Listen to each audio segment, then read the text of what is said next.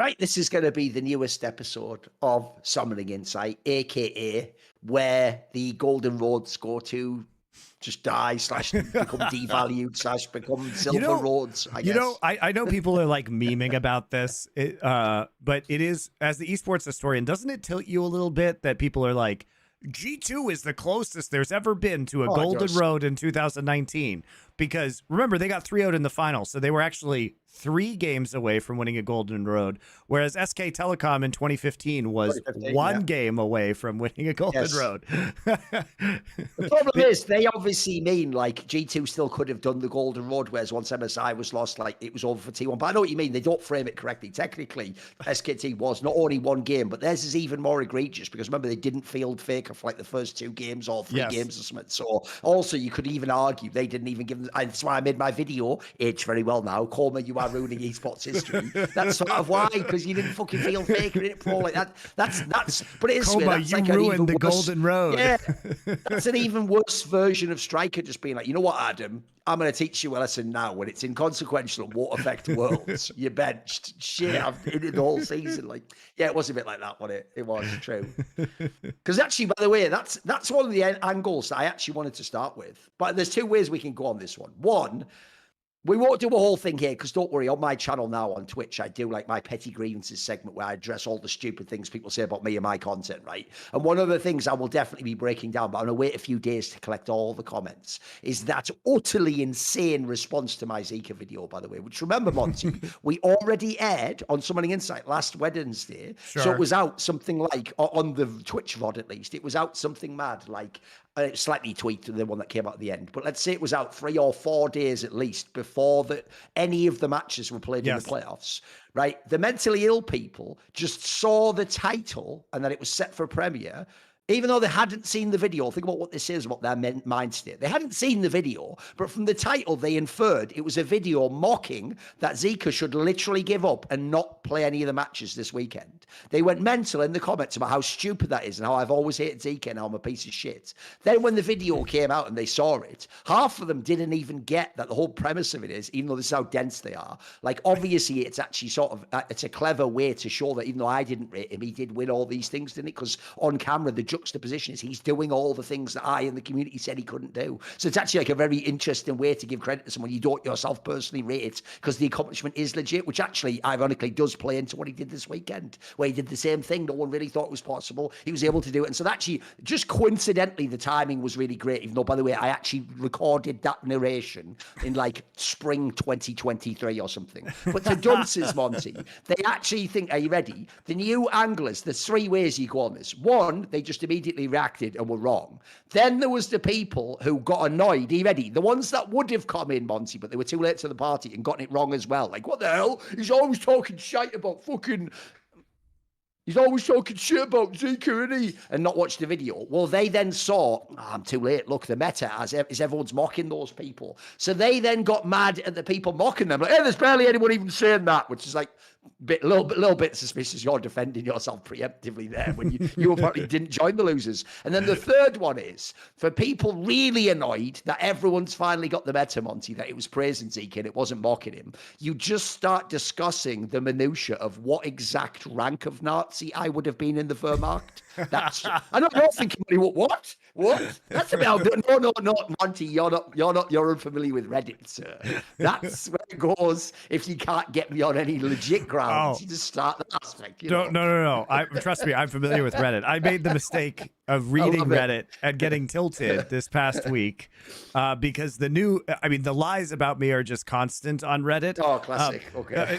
But many of my favorite lies include, and this is a really fun one, that when I owned Renegades, that I somehow secretly made Chris Badawi like the CEO. When guys, if you literally look, when you literally look at the video that I made called Riot's Renegades Investigation, I show you the paperwork that I submitted to Riot that has Chris Badawi's name as the leader of the team on it that was approved by Riot. They knew he was on probation and basically they were like, yeah, it's no problem. He just can't own the team.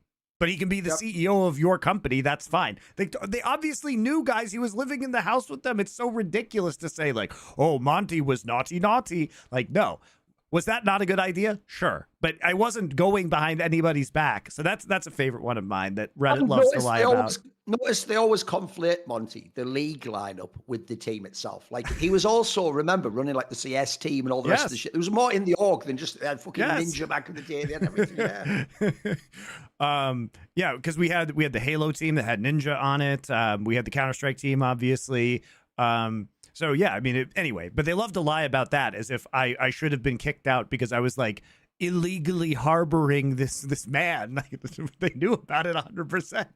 He was there. Like, by the way, if you don't know how bad Reddit is, Monty, even though Ninja was in your team, my friend's actual team, people who don't know about esports history, who always have to lecture me about esports history, explain to me that Ninja was one of the absolute best Halo players, winning loads of money. And I always just think, that's weird. I think I would have remembered him winning in Monty's team. I think it might have been mentioned one or two times. You know, it wasn't, of course. He was just a whatever player when he was just all right. So what Ninja was the biggest Halo streamer. And he also, for what it's worth, he was one of the best pro players I've ever worked with. Like, extremely professional, by the way, extremely dedicated, excellent work ethic. So I mean, love working with him. But anyway, that's not why I got pissed at Reddit this time. That's just my favorite Reddit lie that likes to be said. The Reddit lie that was pushed this time, Thorin, was that no casters have left Riot and like gone on to greener pastures. And there was like a list of people, including people who obviously have, such as Papa Smithy and Deficio, who went into LCS literally this weekend. I know. That was the first one I thought of, Monty. I know. He stopped casting and won the championship. I know, like a couple of times as well. So Papa Smithy, by the way, obviously, this goes without saying, got paid much more to be the GM of 100 Thieves, and then also is now the president of all of FlyQuest, guys. So he's literally an executive. So, like, I don't know what that one was about. Deficio also went on to... The pastures, they all win the championship and go to Worlds Pro. Like, what's more motivated to win Worlds? I don't know. So, and then Deficio also went on to, like, lead the Misfits rosters and be the GM over there. And he's still, as far as I know, affiliated with the org. But there are a lot of people who have left because, guys, here's the truth. Casting is fucking dead end. So the thing was, the claims were that, oh, Monty hasn't seen the greener pastures. It's like, motherfucker, the reason I went to Overwatch League was because there was no future with me with Riot Games because they already hadn't invited me to Worlds, despite the fact that they told me my ban wouldn't have anything to do with my Worlds invitation. So they just lied to me about that. And then what was I supposed to do? So I went on to Overwatch League, where, by the way, Blizzard paid me literally double. And then when I was done with Overwatch League, I went to Flashpoint and got paid even more, guys. And in case you didn't know, caster salaries haven't changed since those times. Not really. If anything, they've gone down because people have been... Surely, logically, they must be less in Korea now, Monty. There's no way it's as big now, right? Well, it's also that it's just purely the number of days that you get. Remember, when I was in Korea, I was casting 5 days a week on a day rate, right? So I was actually making quite a bit. But... now you get fewer days because, like, there's fewer days of all leagues around the world. There's more casters, so you're competing with people for days on international. So yeah, it just and the rates have been frozen, by the way, guys, for years. Like, basically there hasn't been any kind of meaningful increase because Riot has a monopoly, and you don't get more money per day for doing Worlds. You get literally the same amount of money for the World Final that you get for doing a day at your local league. So that's irrelevant. And, now, of course, like, this is probably going to be a really good month for us here at Last Free Nation, Thorin, because I anticipate that we will actually, for the first time ever, do over 2 million monthly downloads the month of September, which is fantastic, right? So now we're running a company that we get to own and work with our friends and colleagues that we prefer to work with, and we're doing millions of podcast downloads. We'll do 20 million this year, probably, So I just love these Reddit narratives. They're like, oh, Monty only streams to 600 to 800 people. I mean, true, but I also multi-stream to YouTube, and I get a bunch more on my YouTube, right? And I only stream about 12 hours a week, guys. That is one of the dumbest angles I've ever seen, because you know what they do, Monty, is people who... By the way, the giveaway that you're a fucking clown ass is you can't even have a legit take based on facts or reason as to why we suck. You have to do like some fake fugazi topic. So when people do that, Monty, they do this to me all the time. They go, yeah, but look at the numbers on his YouTube. Bro, YouTube literally changed how it worked about 5 years ago when no one uses those subscription boxes anymore. That's why if you you were me, you had the 250k subs. It didn't matter that I had like League and CS. Everyone would always check their sub box. And so I would get so many click-throughs. Now you just get it based on people going like I do. You go to YouTube front page and you click stuff in the algorithm, right? And essentially that means sometimes you get your content, sometimes you don't. So in the modern day, mate, unless you're like the Score esports, which are obviously just getting pumped through the algorithm because everyone's clicking on that shit constantly, no one gets the views anymore. YouTube, except for our channel where we do like limited release, like you would if you were a streamer, we just do it with massive shows that haven't come out yet. Normal day-to-day uploads are way lower on YouTube now, mate, than they used to be. Like the average views lower. But I'll tell you the other interesting thing, Monty. If you put the ads in properly, their money is as much as ever, in fact more, relative to number of views. So I also think it's like Twitch. I think over the years they took out a lot of Twitch view botting type stuff, or things that will pump the number artificially, and essentially they give you the same money, but it's more of a real number. Probably, by the way, logically for the advertiser, if they found out there's any dodgy things going on, they want it to be more and more legit, right? So there's that part. But also, similarly, when they say that thing about Twitch streamer, here's why that's so stupid, Monty. Why are we pretending they are like all Twitch streamers are Bjergsen in 2015 getting 40k views unique every time? Right? You do know, Monty, if you open up Twitch right now, I do it every day at the end of my stream to raid people, Monty. Do you know the most shocking thing is how many of the greatest Counter-Strike and League of Legends players of all time who stream daily get like 300 viewers, bro, and they're thanking me to bring them a raid of 200 viewers. Like that, the numbers are by definition, and these people, by the way, like get right, they're like full-time streamers, bro. That's all they do now, and they're getting like the 400 viewers when they watch or play the game live. Like that thing's fake. Like everyone's just pretending we're at the old numbers. Like the numbers are way lower for Twitch stuff now, way lower. And as you said, half the people stream on YouTube as well now. So I multi-stream. So everyone used to only be using Twitch and going to that discovery and then clicking browse and clicking League of Legends, taking the top name. That's not even a thing now. I actually feel like also similar to algorithms, I feel like a lot of people do follow channels and then just go on the stream when it's live. So, and mate, what time do you fucking stream? I doubt it's prime time for NA. No. You probably stream like dude, I stream at the most horrible. NA, yeah. I stream at the most fucking horrible times because in the morning what I do is while NA is still kind of awake, I have to work on the business stuff and talk to our advertisers for LFN and send business emails, talk to staff and everything like that. So I literally, like, remember, half my audience is probably in Europe, Thorin, and I literally stream it like at 1 a.m. European time. You know what I mean? Like it's absolutely horrendous. And I'm still across 2 platforms pulling like 1,000 concurrents, and I only stream about 12 hours a week, guys. Remember, every pro streamer as well does that schedule. Like, I'm going to be live these hours, guys, and be sure to like, well, you're not doing any of that. You just That's why the whole conceit is so fraudulent. By the way, Monty, do you know how many times I've tweeted about my streams this year, Thorin? Never. Zero. By the way, zero. Probably the craziest experience. If no one's ever seen this, because you guys in League won't appreciate this. You won't know that the kind of people who hate on Monty in League are actually like somewhat tame. They're more just on the angle of like, oh, he betrayed League and said Overwatch would be bigger or some nonsense like that, right? It's always just some whack angle. But no one actually really like fully hates Monty. In fact, if you notice, they tend to do what they do with Dom, where it's more like they're like, and he should stop associate with Thorin, which really just means like I'm bringing them down. Like if I wasn't there, they'd be able to handle you and Dom more or LS or whoever, right? But the reason that's actually mental is because I do my petty grievances segment with some old tweets to show like some classic lunatics in esports. I've been able to show people, Monty, that to get the experience I get in League for Monty, you have to go into Overwatch. Because when Monty did anything in Overwatch, they would do the same thing. Every thread would be about how he's like an evil right-wing fascist Nazi who like hates all women and wants to deny like, you know, like reproductive rights. Like they would melt so hard because they were even more left if people don't realize. So like that Overwatch ones were special, bro. Like Richard's not joking about that. Like, they were like a different breed, weren't they, mate? They were like, it's like all the worst people in League, but that's just the default person. You know what I mean? It was so crazy to me, Thorin, because like they were all Outlaws fans as well, bizarrely. I don't know why they were all Outlaws fans. I would consider myself somewhat liberal. So for everybody to be like, he hates these things, I'm like a liberal atheist. Like, what are you even talking about? Like, I don't side with any of like the evangelical stuff at all. I find it weird and off-putting. I just don't talk about my politics publicly. But it was weird. I'm like, where are you even getting this? I've literally don't believe this. Have never said anything about this whatsoever. But yeah, it is funny. By the way, Thorin, I literally the ultimate joke always is, mate, that they say me, you, and Richard are Trump supporters. Me and Richard can't even, by definition, support Trump or vote for him. And you voted for Hillary Clinton, so that, that pretty much is the punchline to that one, isn't it? Like, what more can we say?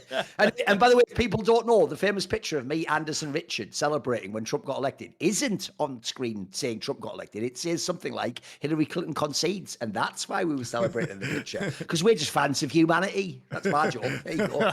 That's what was actually on the screen. The people never saw it back in the day. It was a truly horrible choice in that election. So I looked it up, Thorin. I don't even care when what the time zones are, so I just looked it up.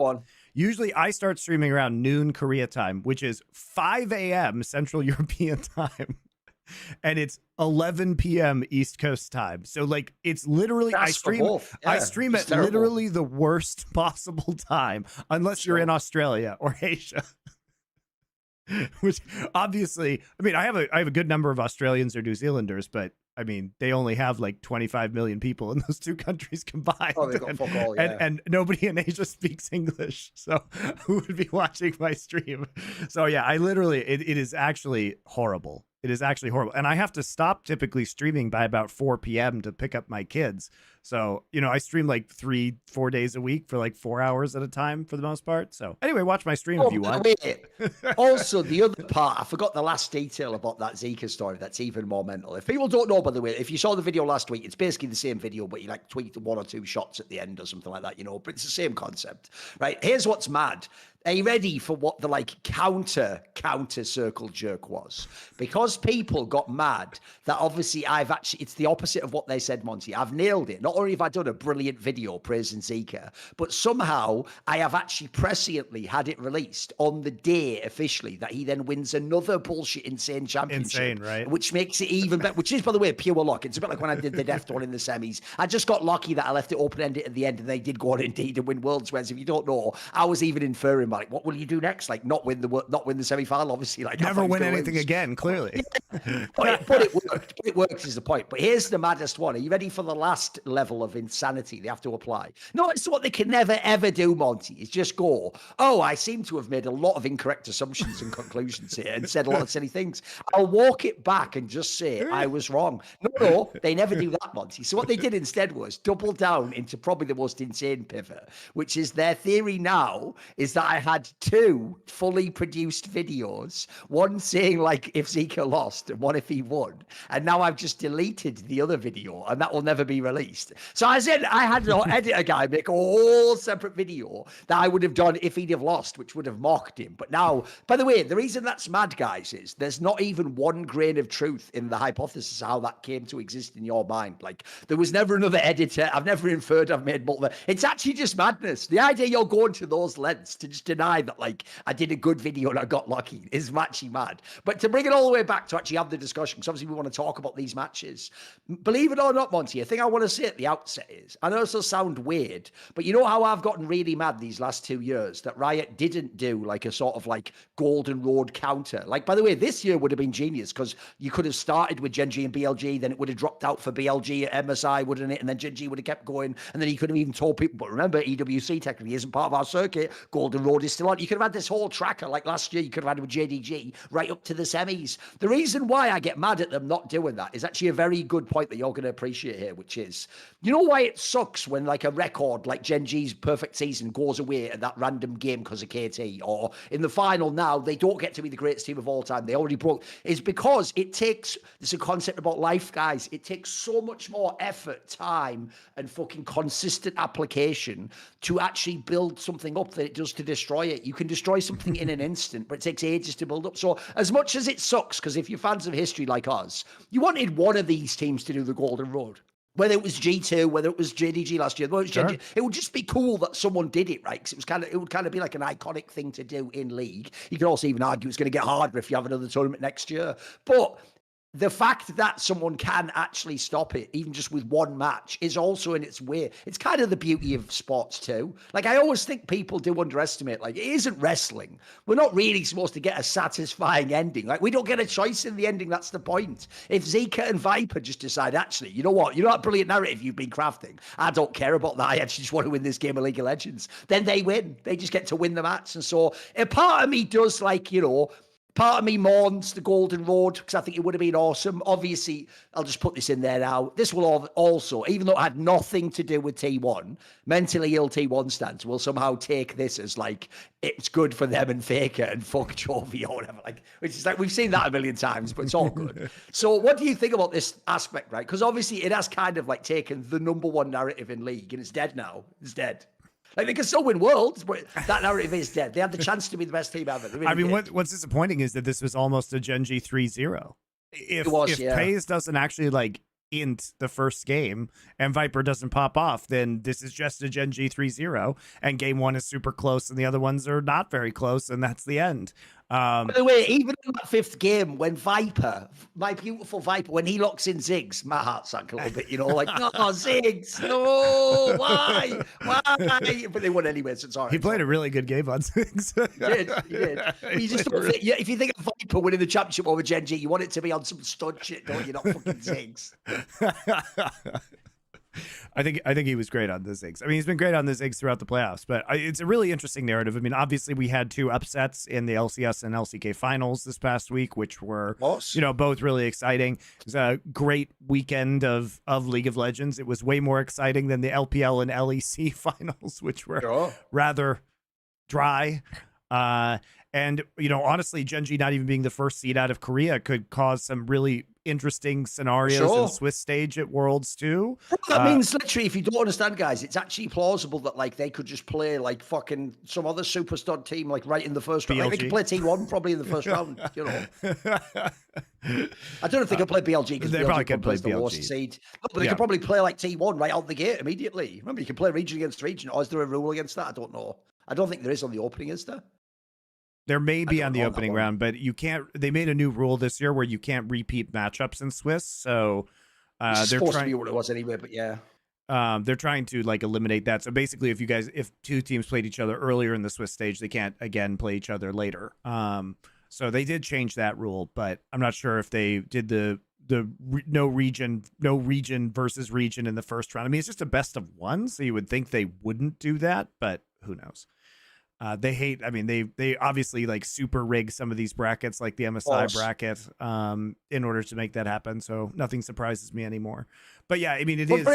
You absolutely could have in the first round though, Team Liquid against fucking GenG though. That could also happen. That's plausible.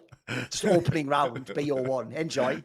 That's real. Good times. By the way, no one even did also. This is where I actually do miss having like old school people on the broadcast. Everyone on the broadcast would already have made the joke I made on Twitter, which is as soon as Hanwha beat T1, which by the way, we should really talk about that too. As soon as Hanwha beat T1, which by the way was obvious, was always going to happen. Notice how well that episode's now aged, Monty, where I said all the reasons being given for why T1 would win weren't even analytical. They were just like, yeah, but last year, and besides, they're always in the final, and also Hanwha always loses, which, like, none of those reasons are analysis, guys. They're all statements about the past, and that match was in the future, and in the future, it didn't happen. They actually Hanwha easily beat T1. But the reason why I say that is because as soon as they beat T1, the final, you all got the joke wrong, guys. You're all trying to do the joke of it was GenG Orange against GenG Black. No, the final was called the Arnold Bowl, because those were Arnold's 2 teams playing back when they had, fucking whatever, when John Gruden was on that Raiders team and they were in that final. It's like that one, wasn't it? It's like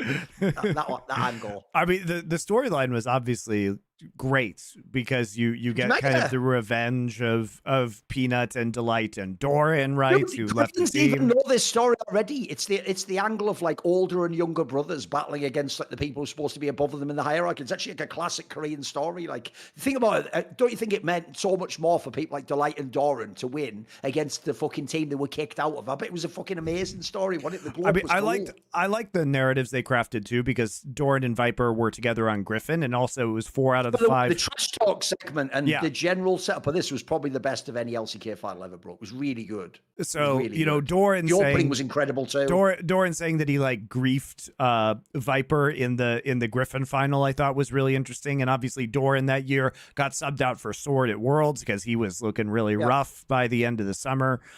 So I think, him saying that he wanted to help Viper like win his first LCK title was really cool. We got 4 out of the 5, everybody but Tarzan from that old Griffin 7 roster, 2 on each team competing against each other was really he was fun. in the fucking LPL finals, so the whole of Griffin just exists still, just around the scene, make you wonder what if CV Max, what if. Now, it turns out all around at the top still, bro. They'd still make a really good team. That's what's crazy, right? That team that was 5 rookies would legit be a world's contender if you put them all back together today, which is psycho. It'd probably even be a really good team, bro, because remember back then, Thorin was trying to be more the carry top laner. Bro, now he actually is like a better version of Sword. It would actually be a straight fire team if you made it today. Yeah. Like, look, obviously GenG doesn't agree, but you're like, it'll be pretty fucking good. Yeah, if you could.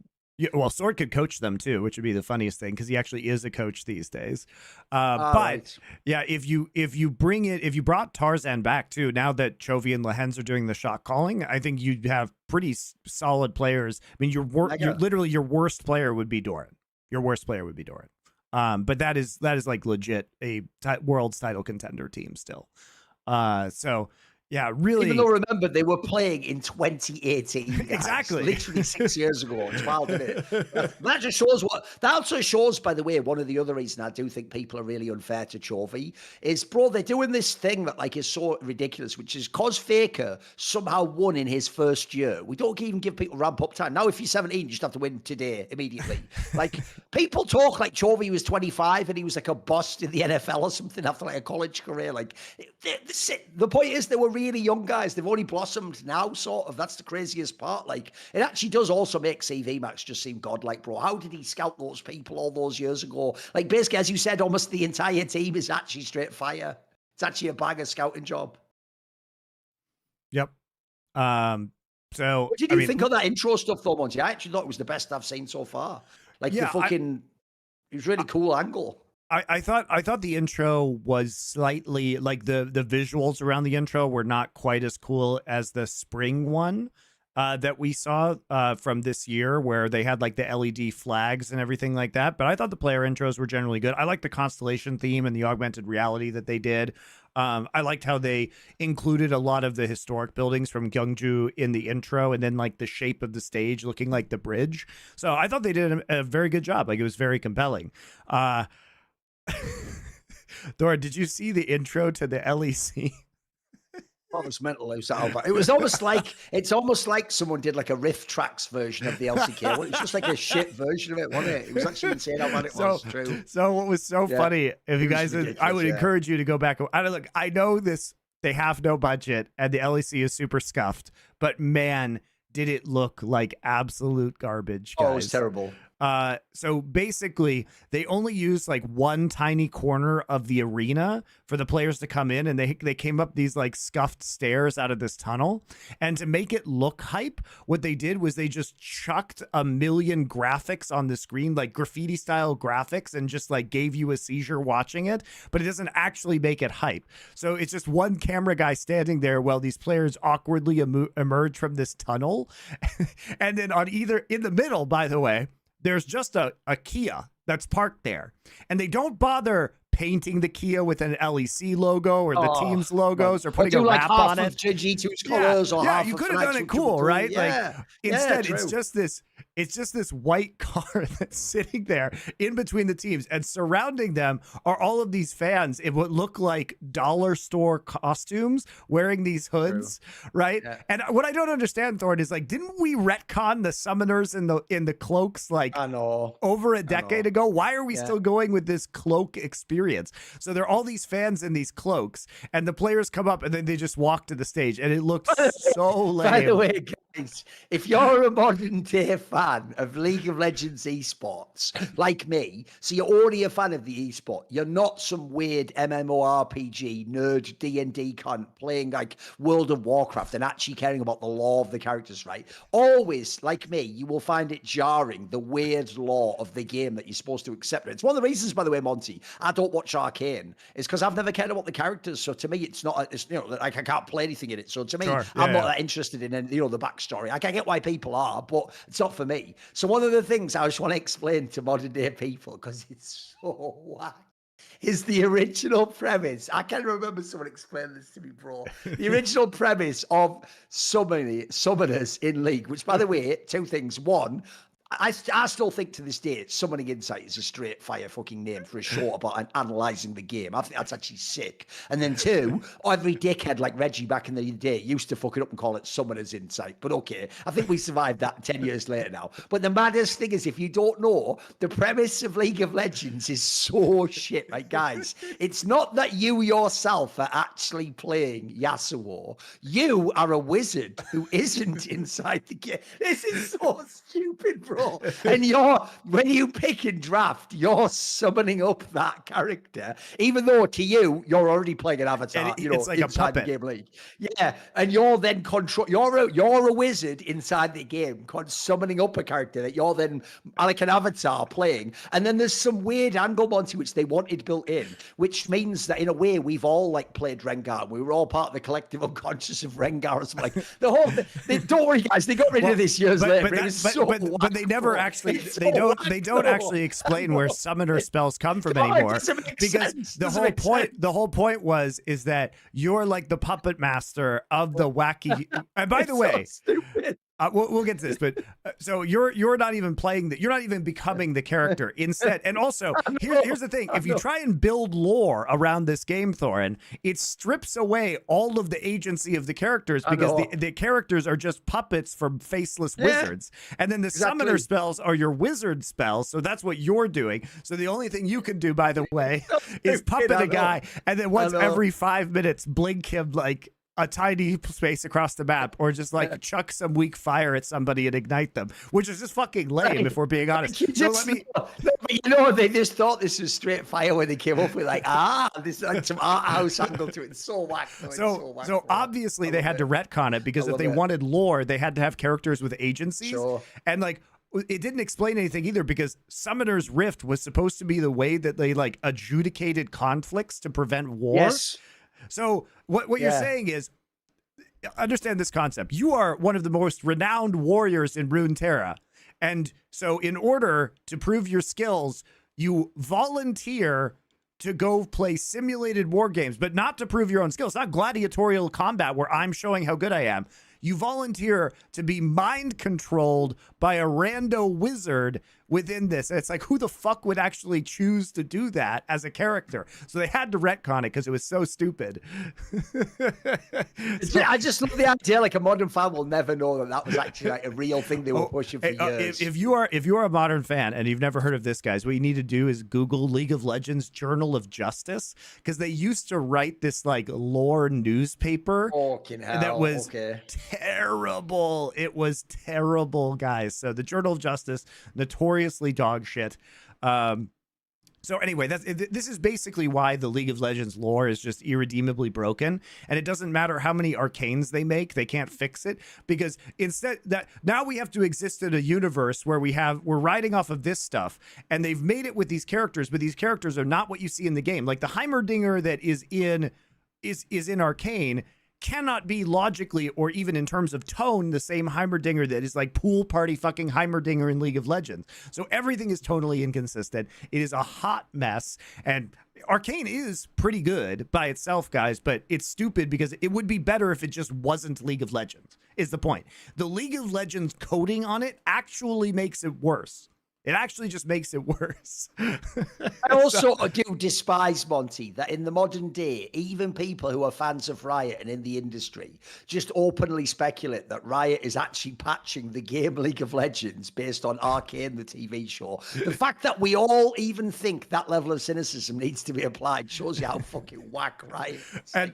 Bro, can you imagine if there was a CS anime and then they had to keep like buffing the guns because they wanted to use it? That would be so whack, bro. Like, what even is that? That better not be true. They better not actually be like, well, Arcane Season 2 features Jinx, so we better get Jinx back in the meta. Like, because that's what everyone thinks for Worlds. That's why Jinx is coming back in it. I'm sure. I mean, from the trailer they released, it's like Jinx and Vi are coming back. Like, they've teased Warwick now. But, I mean, Singed was in it. So anyway, but the point is, the other thing that was so funny, guys, is you have this game called League of Legends. By the way, it used to be called League of Legends Clash of Fates. So it used to have like a subtitle, Clash of Fates. But the thing is, you would think, well, if we're going to call it League of Legends, surely the character that you play is called a legend, right? I mean, Apex Legends, when you boot up Apex Legends, they're called legends. The characters that you play. No, they're called champions. They're just called champions. Why are they called champions? Why is the game called League of Legends? If they're fucking champions, why isn't it called Clash of Champions or something? Why do they do this? Who wrote this garbage? Just the way it is. Just the way it is. By the way, I also do think there's almost something like poetic, because I actually have a theory that I've built off like other theories people have made, which goes like this. When you have certain authors, I made this point in the past, like essentially, if you don't know, Alan Moore and Frank Herbert, in a way, sort of repudiate some of the concepts of some of their most famous works like Watchmen and Dune, and sort of try to tell people after the fact, like, oh, no, hey, you're not supposed to enjoy Paul Atreides as like a hero, bro. I'm subverting the hero's journey. Or like, hey, stop liking Rorschach. He's bad. And the point people make is, this just shows how creative work isn't just from your own personal ego, because it does seem like those people drew something down archetypally from the mythic resonance realm that actually is beyond their political opinions, and in fact some ways maybe what they agree with isn't even what they ended up creating. So the point is, if you think along those lines, it's the idea that when you summon archetypal forces, ironically, they're actually more powerful than you, a mere human, so you can't always control them. You can channel them, but you can't always control them. There's a difference there, right? And in some ways, the reason why I believe that is true, Monty, is because obviously Riot would never under any circumstances ever put a reference to you in any of their projects, right? Because they hate you, they revile you, you're an idiot, you're nobody, everything he said he was wrong. But they have unironically accidentally made that character just like Monty. Who was the one they always say you're like? Silco. I look exactly like Silco. You do. It actually does look really like, especially that famous picture that was used of you a lot, where you were in like the white suit and tie, you know, like that, like fucking one. That it looks just like that image of you with the slick back hair. Actually, it's like they stumbled in the collective unconscious onto that idea, Monty, and had to make the villain like that. It's just way too much like you. Dude, I thought people were memeing, but Silco even has my hairline, by the way. It's like it literally. If you drew a fucking if Fortiche drew an animated picture of me and just added those scars, that is me. Like, it just is me. It's fucking crazy. And by the way, Thorin, it was really funny because I actually went to the Arcane premiere on the Riot campus because I got invited by somebody else. Obviously, I was not very popular at the time, but I thought it's really funny for me to go to events like that because nobody can say anything to me, and I can just do whatever the hell I want. So I went for a good time. And it was actually, it was really like a cool premiere. They had it they have this courtyard in the Riot campus building, and they had this really interesting like giant circular tent like set up where you sat in a circle and they had two screens on either side. It was very cool. But as soon as I saw that character on screen, I was like, what the fuck? So why am I in this? Exactly. It was quite surprising. It was quite surprising. But yeah. When what else I want to talk about so the intros, I want to get around to that too. So people are talking about the LCS intro, and I thought it was all right, but it was kind of like the worst version of the LCK 10-year one. It was less epic in scope. They had fewer of like the famous players. There were a lot of players that were missing from that. It was like whoever they could scrape together from the Los Angeles area, and then not even all of those guys. So I would ask someone for real. Here's why I don't think it was actually that good. Like the idea, the genesis of the idea isn't bad, Monty. Spoil it. It's the idea I gave Riot about 5 years ago, which goes like this: just use the most legendary players ever as a way to set up the finals, whether they're in the final or not, because it's just a clever sports angle, isn't it? But here's why it didn't really work, Monty, because it was just like, hey, here's a bunch of famous players bringing the trophy out. It's like, what? Here's what you do, Monty. You take that premise. If you can tell me we can get you Doublelift and Bjergsen, perfect. By the way, they're the only ones I need. I don't need Voidboy or any of the others. But let's say you give me Bjergsen Doublelift. What you do is this, Monty. You need to understand how it works in wrestling when you put someone over. You're not using Bjergsen and Doublelift to remind everyone they were the best players. You want to use it to contrast with who's currently trying to be Bjergsen and Doublelift. So what you should have done was this angle, Monty. You needed to take Doublelift and Bjergsen and contrast them with like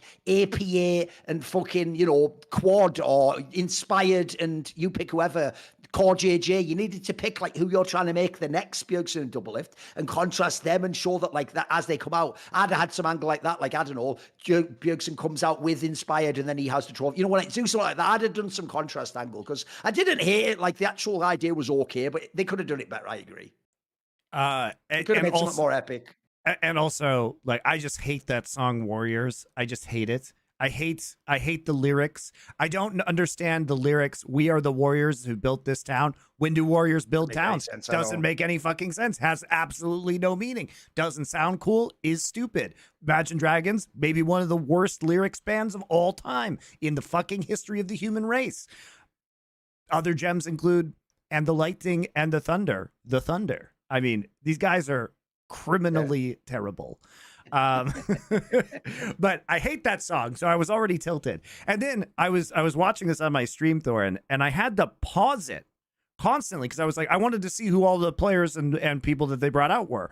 But they had them so far away and the cameras were panning past them so quickly, I had to like pause it repeatedly to even see who it was. So they didn't even like walk by and give every person their little moment, even if it was a partial second, you know, just by putting a camera in front of their faces. It was really hard to tell who was on that stage, particularly who was in the second row. So I felt it lost a lot of the punch like that too, where it was when the LCK did it was like really obvious all of the people who were there. So it was questionable. Like I think the idea was okay, but the execution was just a little bit scuffed. And again, look, you're doing what you can do. I liked having Rivington there at the start. I thought that was like a fun callback to the past. And obviously he still works with Riot and is working on Valorant stuff right now. So it was fun and heartwarming to see him show up again. But it felt like he was the iconic voice of NA League of Legends for many years. Yeah. Yeah. So it was good. So I thought it was all right. I mean, I enjoyed the idea. It was obviously kind of a send-off to the LCS, but not executed in the best possible way. But having Double Lift and Bjergsen there to bring in the trophy was a nice touch. At least having the people they could scrape together from the LA area. They clearly didn't like fly people in for this. It was just like, hey, are you around and free on this day? It's probably just Marksy's Rolodex, if we're being honest, and who we could call up and get there. But it was all right. It definitely is an end of an era, obviously, for the LCS, with the presumption that they are going to, you know, whittle this league down into even fewer teams. Look, we'll do the analysis of the games later because I think we should do the LCK stuff first. But I will just say that's actually probably the most unintentionally funny thing about the end of the final is that the last ever game of LCS is an enormous macro blunder. when the team that basically almost has the game sealed just loses not even to an opponent, but to the minion, to the game itself. If that isn't the most LCS game of all time, what is? You lost to the game itself. I know. I almost I was on a sofa lying back when I was watching that because it was like 3 a.m. but I almost fell out my chair laughing on that, mate. It was too good. It was too good. We can do all the analysis later, though. It's all good. What an insane ending to LCS, though. I know. Also, by the way, you know, people always exaggerate that sort of thing, Monty. That was unironically one of the craziest endings to an esports match I've seen. Like that would be top 10 for real. That was pretty wild. And look, I mean, it was funny, but at the same time, there's not really a way to practice for those situations, and it's understandable, you know, why I don't think it was terrible or anything. But yes, it was ultimately a mistake not to send one person back in order to intercept those minion waves and then just close out the game. It clearly was a mistake. But still win. You just had one guy go back, exactly. But it's really hard to know what to do in those circumstances, and like a lot of even very good teams, like world-class teams, would probably make mistakes like that.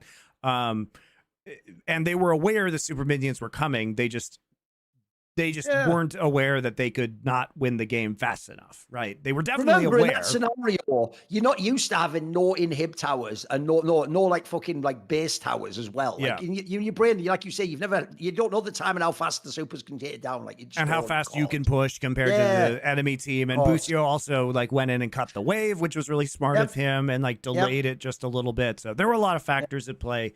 I'm sure they won't make that mistake again, but it's really understandable, especially in a high pressure moment in front of a crowd like that. No, that's fine. Yeah. I don't want to say it's more the hilarity. No, it's more the ridiculous. It was yes, it was the hilarity that NA has obviously been losing to the game for 15 years.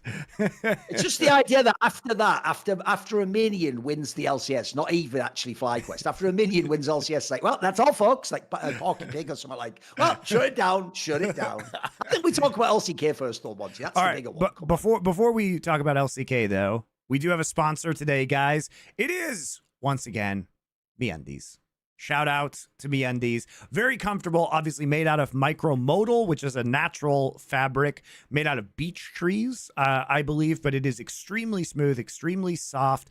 They have 10 different styles of underwear for men. It is super breathable.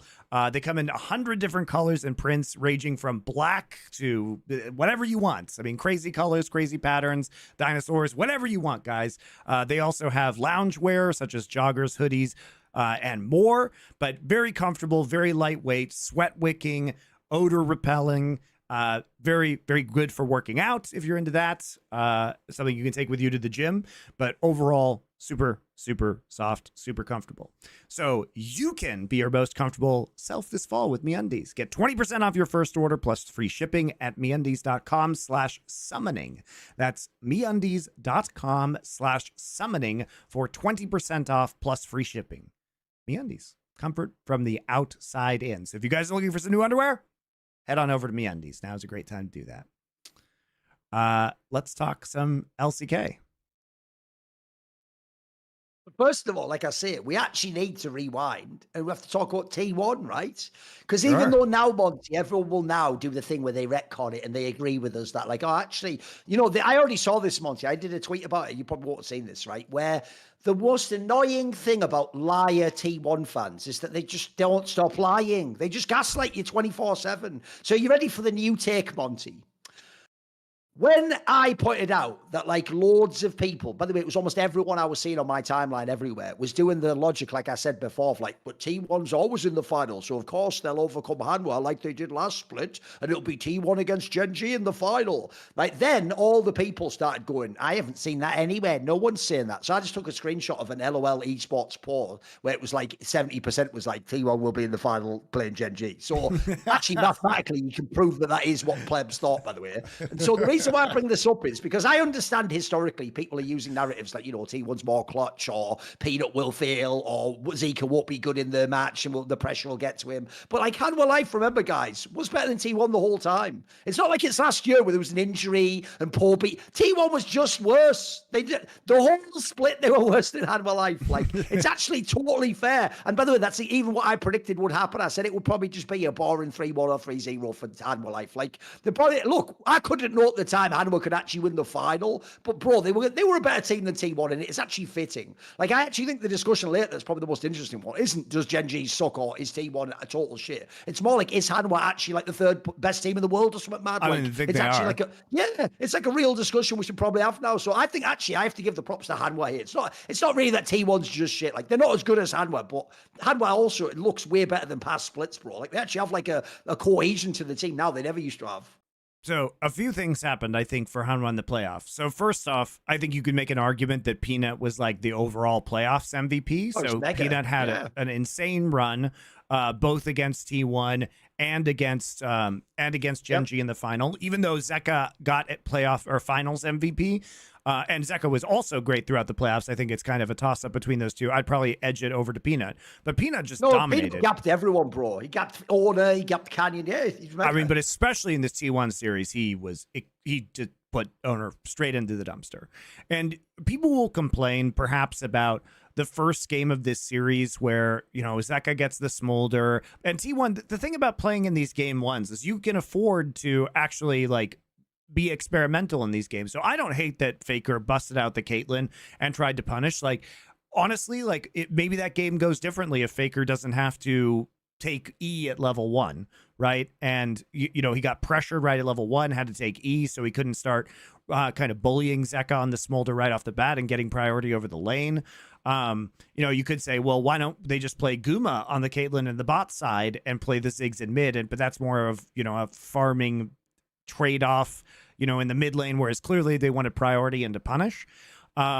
And Guma was never in these playoffs. He was never as good as Viper or Pays on the Ziggs pick. Like, that was always clear, but they felt like they had to take it. Hanwha was really prioritizing the Smolder pick, and it made sense. Zeka was wonderful on it. Viper was also capable of playing in the bot lane, as we saw. I assumed Doran was going to be willing to play in the top side too, so it made it a very dangerous flex pick for them.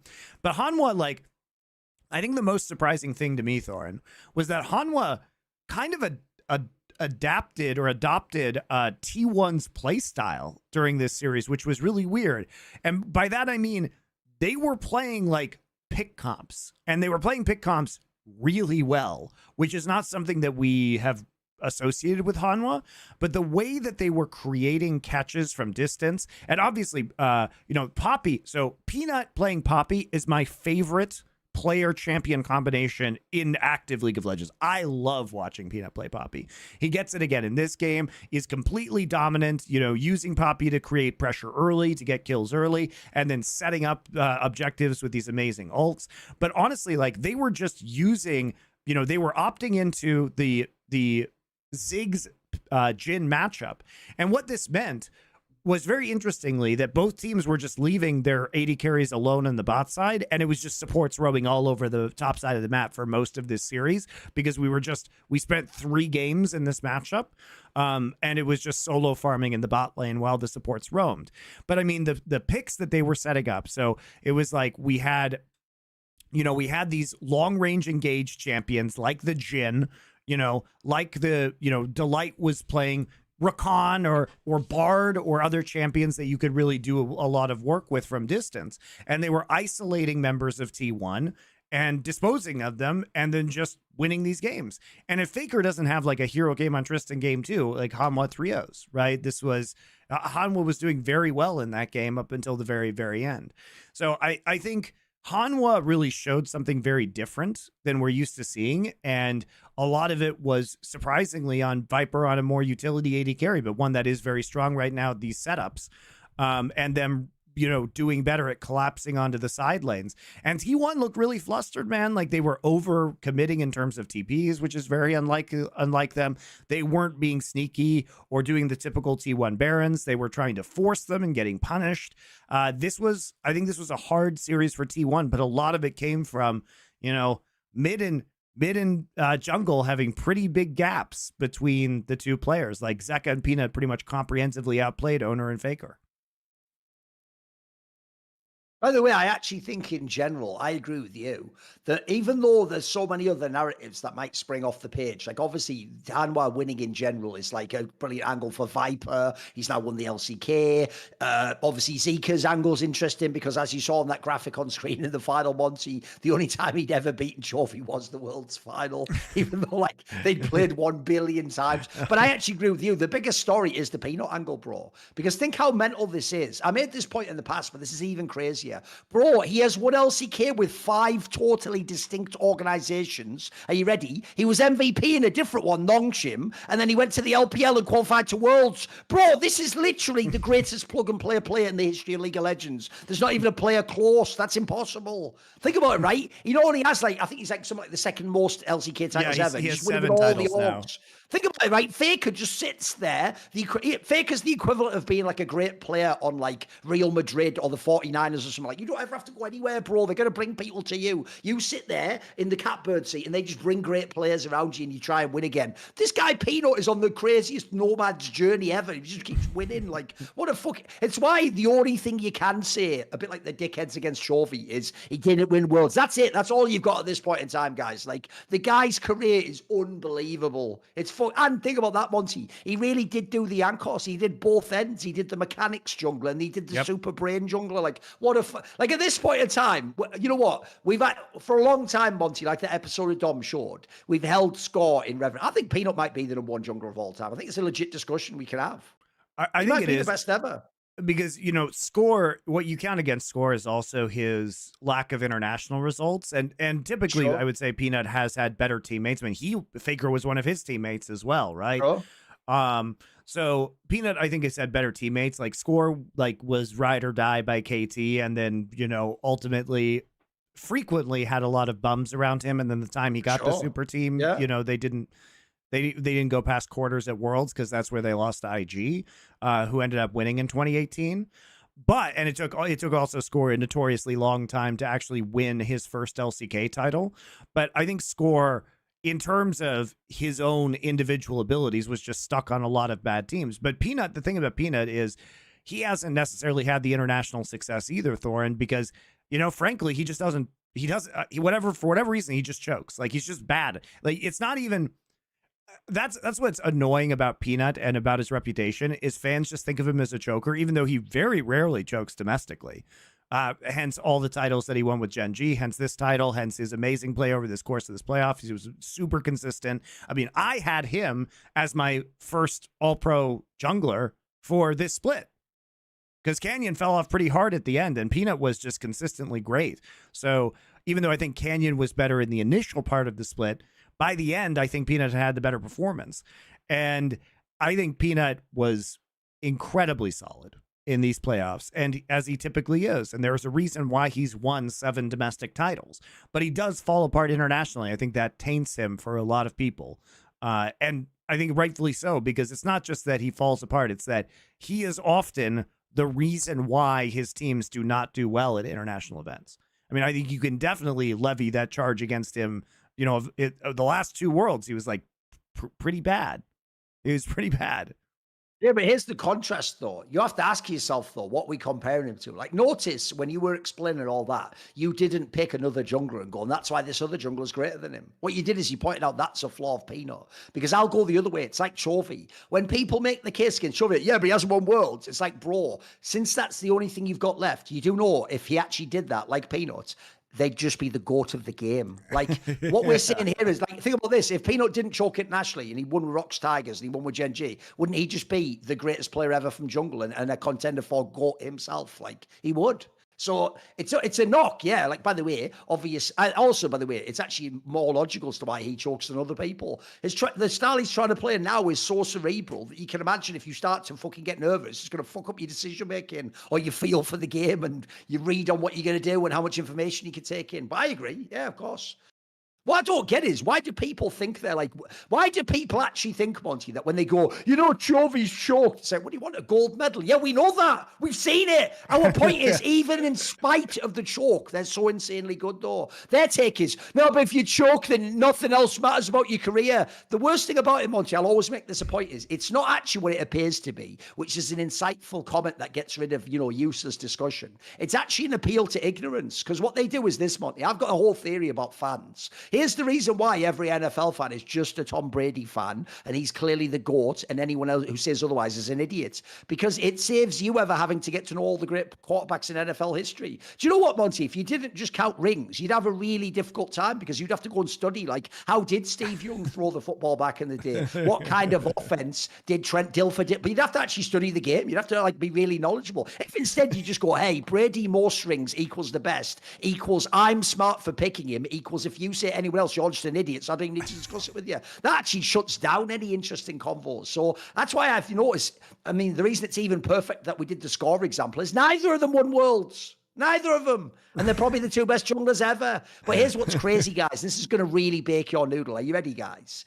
So at jungle, probably the 2 best players ever never won Worlds.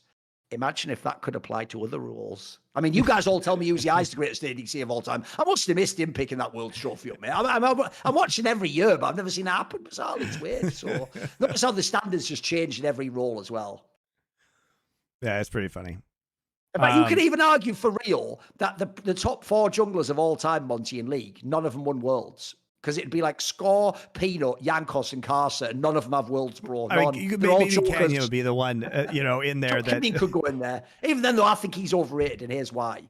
Because people have never, ever actually ranked him on his own. They always ranked him in conjunction with Showmaker the whole time. Well, which is it? If he's just the GOAT jungler, do it on his own. Because I agree on this is why narratives are whack, Monty. So 1 second before he played with Chovy, I was told he was like semi-broken down and washed. He's not good anymore. The second he got next to Chovy, he's amazing. He's the best jungler in Korea. It's obvious. Like, Give me a break, mate. The game doesn't work. Again, what in this case is Chovy like the fucking is Chovy a skill Lazarus pit that resurrects your skill back into you when you start playing with him? Because bizarrely, it seems like that, doesn't it? It seems like you just stand next to Chovy, you just get 2 times better. It's weird.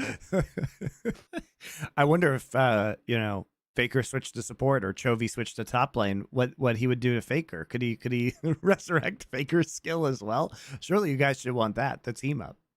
By the way, that would be the angle fans haven't thought of. It's similar to what I always say in CS. Since in CS, CU doesn't play in a French team anymore, like it's an international squad. I did point out years ago, since he swapped to the rifle half the time, him and Simple could just play together, bro. Like, why even battle at that point in time? Why not just play together and win everything? So same logic. If you're actually understand, guys, if you're a Faker fan, one, Faker didn't just beat Chovy. That's not going to happen. Like, those years have gone. So actually, if you actually want to move, you should pull for what Monte just said. You should pull for Faker to swap to support, and then basically Chovy to be the next recruit for T1 when his contract runs out. That should actually be what you want. That's how you get more rings for Faker. If I'm being cruel, Thorin, here's what I want. I want Faker to switch to jungle and then be Bengi to Chovy's Faker. Okay, just to be really evil. Okay. I want Faker to turn into the equivalent of Bengi for Chovy. That's what I want. That would be better, of course. Yeah. All he does is play for vision and Chovy's lane pressure. Let's fucking go. By the way, the fact that people still say Bengi is like the greatest jungler of all time is one of my ultimate tilters. It's that and bracket elimination or bracket resets on double elimination. The worst one about the Bengi one is at this point in time, you have to remember, bro, he stopped playing competitively about something mental like something for real like 7 years ago, Monte. There's no way the modern people even saw him play. They're just looking and going, but he has the rings. That's like, it was bad enough when people saw him playing Gaslit. Now they're just doing it off like complete fantasy scenario. They didn't even know how good this guy was, They're not, and let's be real, there's nobody watching like a highlight montage of Bengi. She's not even the player. Like I would understand, Monty, if some kid went and looked up an old Insect highlight click and like overrated him. Like, he's the best ever. It's like, no, he just was flashy. Like Bengi wasn't even doing any of that. This is true, Thorin. The greatest Bengi highlight of all time is him versus the Callista Ghosts, where he's sneaking around the jungle as Nunu, like doing the Metal Gear Solid thing. That is Bengi, guys. That it was amazing. But if you want Bengi in a nutshell, and that is also the reason why he will never be the jungle goat or ever be considered that, because he's literally playing a PvE game with Nunu around Vision. That is the essence of Bengi right there. he wasn't that guy. He couldn't even remotely play champions that were meta for years. How do you spend years and years and years in that era of League of Legends not being able to play Nidalee? How do you do that? That's an essential champion that he could just never fucking play. It's terrible. Until they accidentally forgot to ban it in that famous like T1 versus Rock series at Worlds. They forgot to ban it, and he had to play it, and he had to play it one game. But it was only because Coma fucked up the pick ban. That's the worst part, though, because then morons are like, see, he's so sick, he could win on it. Like, why is life like this? Even though, to bring it full circle, Monty, I'll say this for the millionth time. It's not that in that game, Bengi showed great Nidalee mechanics. Remember, this is where it's going to tie back in. Peanut just choked. That's it. That's all that happened in that game 5. If anything, that was the case closed, conclusive evidence that Peanut was a joker. Like, he did throw that game absolutely in the bin, mate. And the worst thing is, if they win that, they just win Worlds. And it's a totally different history. All of it's completely different, but no. Let's talk about the final, though. Yep. Let's do that then. Because, by the way, actually, one last thing is this. The obvious follow-on then is this, Monty. History has changed. T1 didn't make the final. If people don't know, by the way, this is also very relevant. This 5-man lineup always made the finals. Like, the first time they failed to do so, and actually they failed to do so convincingly. Also, their split was pretty shit. Obviously, you can't say it's the worst ever that we last summer, but it's right up there. It's the second worst split they've ever had, right? Obviously, the light at the end of the tunnel, Monty, is so fucking cynically done. But look, point it out again. Riot is literally giving you Faker's champion pool in mid lane, and Jinx is coming back. So, like, you know what? They've got a chance, Monty. They've got a chance. But even so, also, it's I'm so just going to say enraging, right now, isn't it? I know it is. Because the problem is, I want to just say they can't possibly win Worlds, but they at least have a tiny, tiny chance as long as that exists. Well, it's also Thorin, like, this is just the shittiest thing that Riot does, which is like we qualify all of the teams for Worlds based on this double AD carry, occasional lane swap meta. And I don't think they're going to nerf lane swaps out of the game entirely, but they are going to make them worse to some degree with the changes that they're making in terms of more durability on the top lane turret again, right? And so why are we qualifying all these teams to Worlds on one meta that has been played all summer? And then we're just saying, well, fuck it. You guys have 2 weeks from now. In some cases, even less than that, because, for example, like the LCK regionals are not even going to happen until this coming weekend. And then all those teams are pretty much going to have to immediately fly out to Europe, right? So we're going to entirely shift the meta that we qualified all the teams on and then just see what happens. Like, it is too much of a meta shift. I understand Riot doesn't want lane swaps at Worlds. I understand that they don't want this weird meta with double AD carries where it's not like the game that people play in solo queue where they like to play the mages or the assassins in the mid lane. But it really does fuck with the tournament when we use an entirely separate set of skills to qualify teams for the main event. And what happens, Thorin, if T1 doesn't qualify? Like, I don't think that's going to happen, but it could happen. You know, if D plus just shows up, beats them, and then KT just randomly KTs them, like that could absolutely happen. And T1 isn't making Worlds, and the meta should be better for T1 at Worlds. I think we can say that from looking at the patches and the way things, like the direction of the game is headed. But you know, Hanwha Life did they patch Zerg a little bit? Yes, guys. Yes, like Zeka played amazing. Don't get me wrong, but this is a great meta for Zeka. And like when Zeka is in great metas for Zeka is a very, very, very elite player. And he showed it here. He's also really clutch. You know, he's clutch in ways that a lot of other players aren't. And credit to him. But he had some good outplays even in this final. Yeah, he was great. He was really good. True. He was really good. He didn't get carried. He didn't get carried at all. Yeah. No, he had some absolutely mega games. And I think if you look at Hanwha, though, and you say... In fact, Monte, I was not saying there, that is even the part people get wrong. You're right. That's why it's that he's a patch Zerg. It's not that he totally sucks. We're not saying in the final of that Worlds he was crowned and he was on Malzahn and he did nothing. Bro, he actually was like really good in that Worlds run because he had an insane club and he did play as champions over and over again. No, I agree with you. It's that he was a patch Zerg. It's that he can only do this in limited metas, right? You can't be like this. The difference is Chovy's Chovy in every meta. Zeka's not Zeka in every meta, right? So I do think that the meta is still probably going to be good for Zeka at Worlds. Like, they're changing Azir, which, you know, we don't like to see Zeka playing Azir most of the time. I don't like to see him playing Azir in these playoffs, you know, for example. I thought, you know, when in the two games when he like B1'd it versus GenG in their first series, they obviously lost the game where they played it here as well. Like, his Azir is okay, but it's not amazing. And, you know, they are doing some things to some more Zeka champions, so we'll see what happens with him. Yone, I don't think is going anywhere, which is nice for Zeka.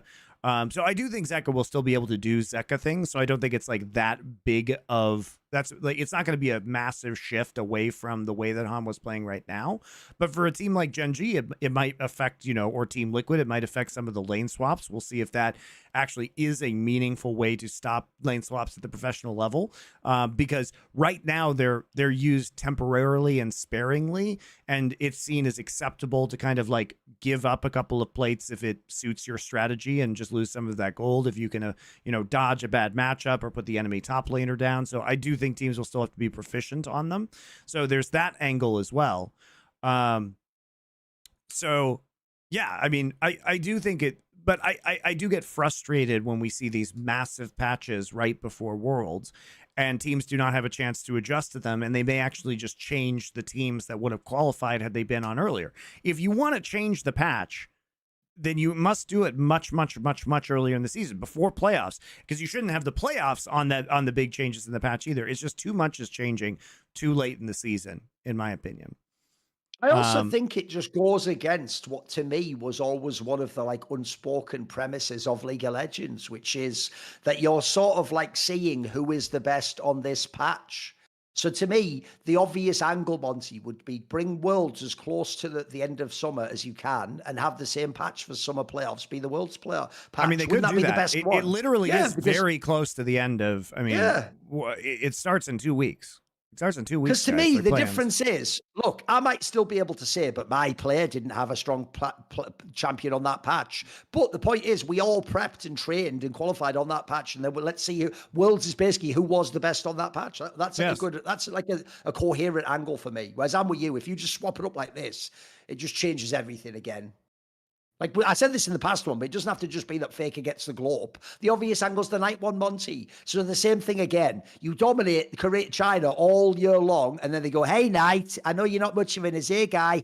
Enjoy Azir." Like, well, what am I testing at this point in time? I'm not actually testing is Knight the best player in the world. I'm testing can Knight play the one champ he's not that good on. Like, what sort of cruel and unusual punishment is that? Like, and every Worlds, like, it's okay if it was like alternating. Every Worlds is just the fucking Azir World Championship. Okay, bruh.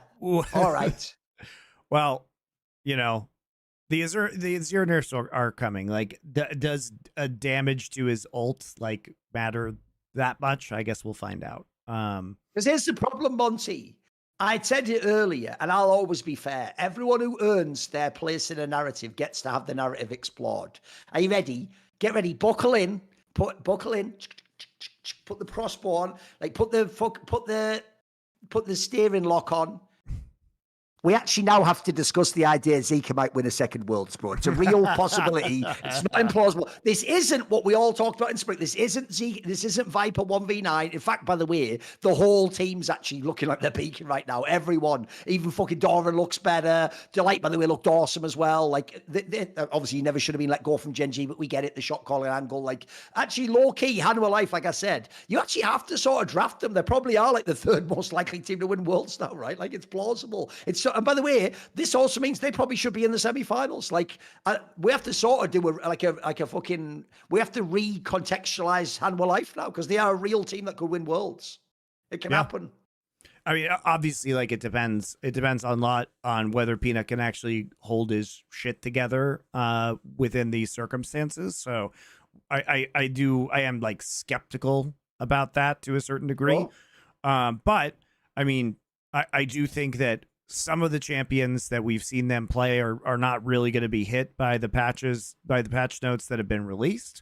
You know, especially things that they tend to be very good on, like Poppy or, you know, Maokai is worse, but I mean, it's still the problem with Maokai is his kit is just so good at the professional level that it's hard to imagine that he's really going to be pushed out by some like basically like sapling changes, because the saplings still function the same way and everything about his kit is still good, because the reason why he's broken at the professional level is he has a targeted CC, he has probably the best ult in the game of League of Legends, and he has unclearable fucking saplings that provide vision, right? And you know, it's extremely annoying to play against him. He also deals with things like enemy Ivern super well because you can toss those saplings in, and sure, there will be fewer saplings on the Rift, but there's still going to be a lot of them around, and he still provides the same functionality.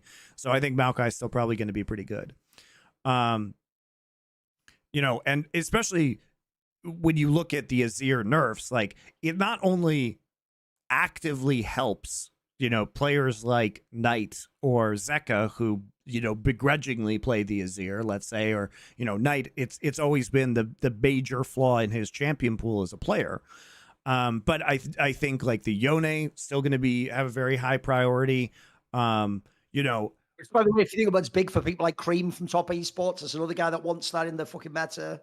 Sure. Corki is going to see a little bit of like high end damage nerf to his Q, but I imagine like Corki probably isn't going anywhere, right?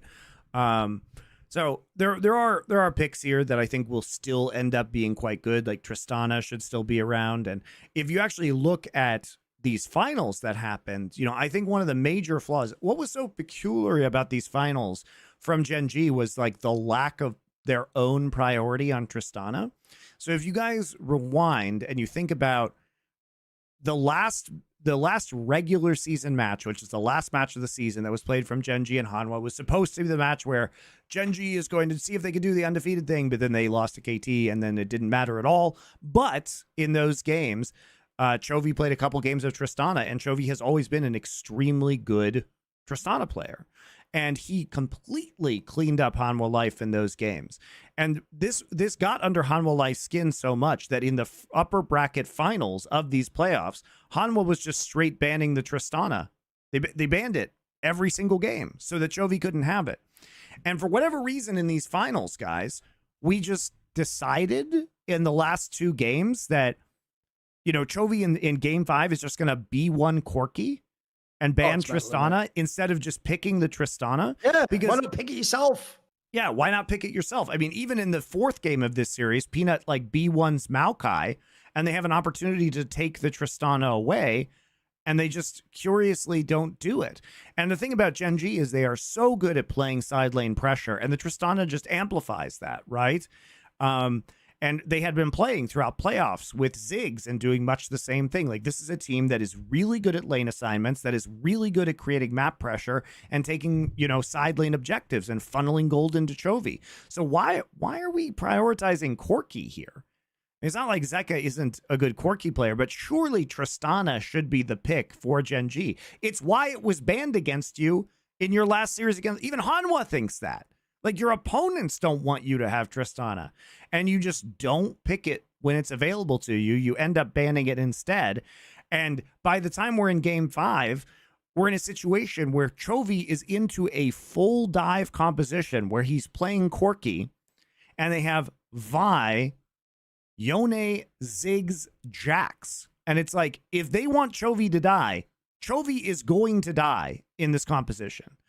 And they're just going to 100-0 him because the Vi goes in, and then Ziggs ults him, and then Yone ults him, and then maybe Jax just leap strikes in and stuns him. And like, that's it. How do you escape from this situation while still being able to put out damage? It forces Chovy into a weird build where he ends up going Zhonya's Hourglass very early in the game, which then hampers his damage, right?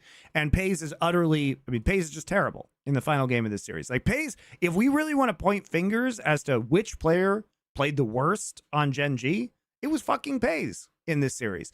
And Paze, if Chovy is being hard focused and dove, you have to step up. You have to be that guy. Are you the first team All-Pro? No, you got fucking dumpstered by Viper in this is series. Why, by the way, Wolf, Paze was never the MVP of GenG, because he was always existing in the back of the bus while watching Chovy drive it, bro. He wasn't the one like you saw here. Like you say, Monty, this is his perfect chance, by the way, where the story in the documentary, when you do the 5-peat, the story now goes, and of course, Chovy was sort of like countered by the draft, but that's when Paze stepped up and he carried us to the title. But you didn't. You just let the fucking Viper and Zeka win the title. Look, Paze was great for a lot of this summer, but if you want to be the best AD carry, you need to show up in this situation. When if you are just as good as other players on your team, if you are that guy, when the enemy team spends all of their resources to counter Chovy, you have to do something with that. They don't have anything left for you, Paze. You have to become that guy. He was terrible. He was just terrible in the last game of this series. One of his ults from, now, I don't think Kai'Sa was a good pick here. I did think he got kind of done dirty by the draft from GenG. You know, they take the Kai'Sa, and in the first time he ults, Viper just throws a minefield on him and he dies. And the second time he ults into the back of the dragon pit, and he just gets immediately CC'd by Zeka's Yone and destroyed like 100-0 because Delight comes over the wall and crash downs, but he doesn't do any damage. Like, he doesn't do damage in these fights, and that's not acceptable, guys. And like, sure, is it GenG's fault for picking this janky ass like 3-tank composition where they you know that Hanwha is going to immediately lock down one of your carries so that all of your damage is now just in one dude? I mean, that's probably a mistake in terms of the draft. I don't like the K'Sante pick here. I wish they had picked Olaf. Like, if they had picked Olaf here and Keen had just run around in the back line and killed Viper, I think this is a very, very different style of game, right? I'm sure Keen can play that pick too. I mean, Keen can play anything. We know he's comfortable on some of these picks. Had they committed more to the dive? Had they picked the Tristana? Because part of the problem with game number 5 is that they were always playing on their back foot, and they needed them to engage into them, right? But they were also Didn't trying you also think they were a little bit hesitant too at like pulling the trigger, Monty? Like there's times where like Kane or someone would go balls deep in or Canyon, and then they would just leave them to get bashed in. They wouldn't even go in on the fight, you know? I mean, I just think it's a bad way to play the composition. If you know they're diving you, Canyon shouldn't be flanking in the fucking Baron pit, you know, trying to he managed to like flank and then ult Zeka, but there was no follow-up damage because nobody could get close because Vi was there. Canyon did play like shit in this final, didn't he? He semi-hinted it too, mate. I mean, he wasn't good, and I think people were confused by the Skarner pick in spite of the fact that he's been playing Skarner basically the whole playoffs. And the thing about the Skarner pick is that it is kind of a unique GenG pick. Like they play it more than any other team in the world. But if you think about how GenG has been playing this entire year, they at the start, we said Canyon was just a Sejuani and Maokai guy in spring. You know what I mean? It wasn't until summer that he started playing some of these more AP carry oriented champions. But the bread and butter of this GenG team was Canyon playing engage tanks. And it worked for them because it opened up space for Keen and Chovy and Pays, and somebody had to be that guy, right? And so when Maokai and Sejuani are banned, as they were for a lot of this series, or Maokai was first picked, you know, Canyon can actually do work on the Skarner and fulfill much of that same role. Also, I think if he had played with the rest of his team and used Skarner ult when they were engaging into them, and tried to kite, it might have been a different story, but they were using their comp in a really fucking weird way, you know, especially in that final game of the series, where it just seemed like they didn't really want to play this, and they could have played a full dive composition, but they end up getting stuck with this like Corki and Cassante, which is just weird. I mean, it's just weird. Like the Kaisa pickup, it has been common into Zeri, and it's been used into Ziggs, but you need other champions to kind of get back there with it. I mean, look, this wasn't as good of a finals as the spring finals between T1 and GenG. There were more flaws to these games, in my opinion. It was still a very good final in terms of excitement. But also, I mean, we have to question if Pays doesn't int on Ezreal 2 times and like E forward and get himself killed twice, you know, he literally E's forward to try and kill Peanut when they're pushing in top lane. Yep. And then Viper just wrecks him. Viper and Zeka just wreck him. I mean, he's literally Eing forward sometimes when he's blind. Like he E's forward into a brush he has no vision in when Han was posturing in the mid game around the Baron pit.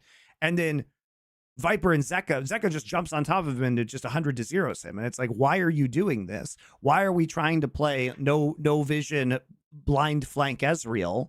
Why are you using your E in this fashion? And he blows both of the sums and he still dies because Zeka also has flash to pursue and he gets hit by Viper's arrow. But at the end of the game, it's a very winnable game and Viper turns it around. So we get into the second game of this series, Thorin, and we're like, okay, so, you know, Hanwha decides we are going to play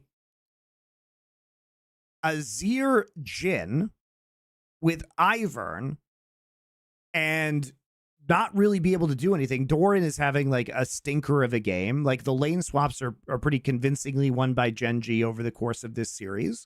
I mean, the next game too, Doran was playing Camille terribly, like terrible use of his E on Camille, constantly getting caught out, constantly dying, providing no value to this team composition. And it feels really bad to watch Hanwha. I mean, they got clapped in a couple of these games. And it didn't feel like they had a lot of opportunities to do much of anything. We got to see more spectacular, like Lehen's Blitzcrank games as well, where it's like, okay, he's going to come in and you're going to try and hide an Ivern brush, and he's just going to yoink people out of Ivern brushes, right?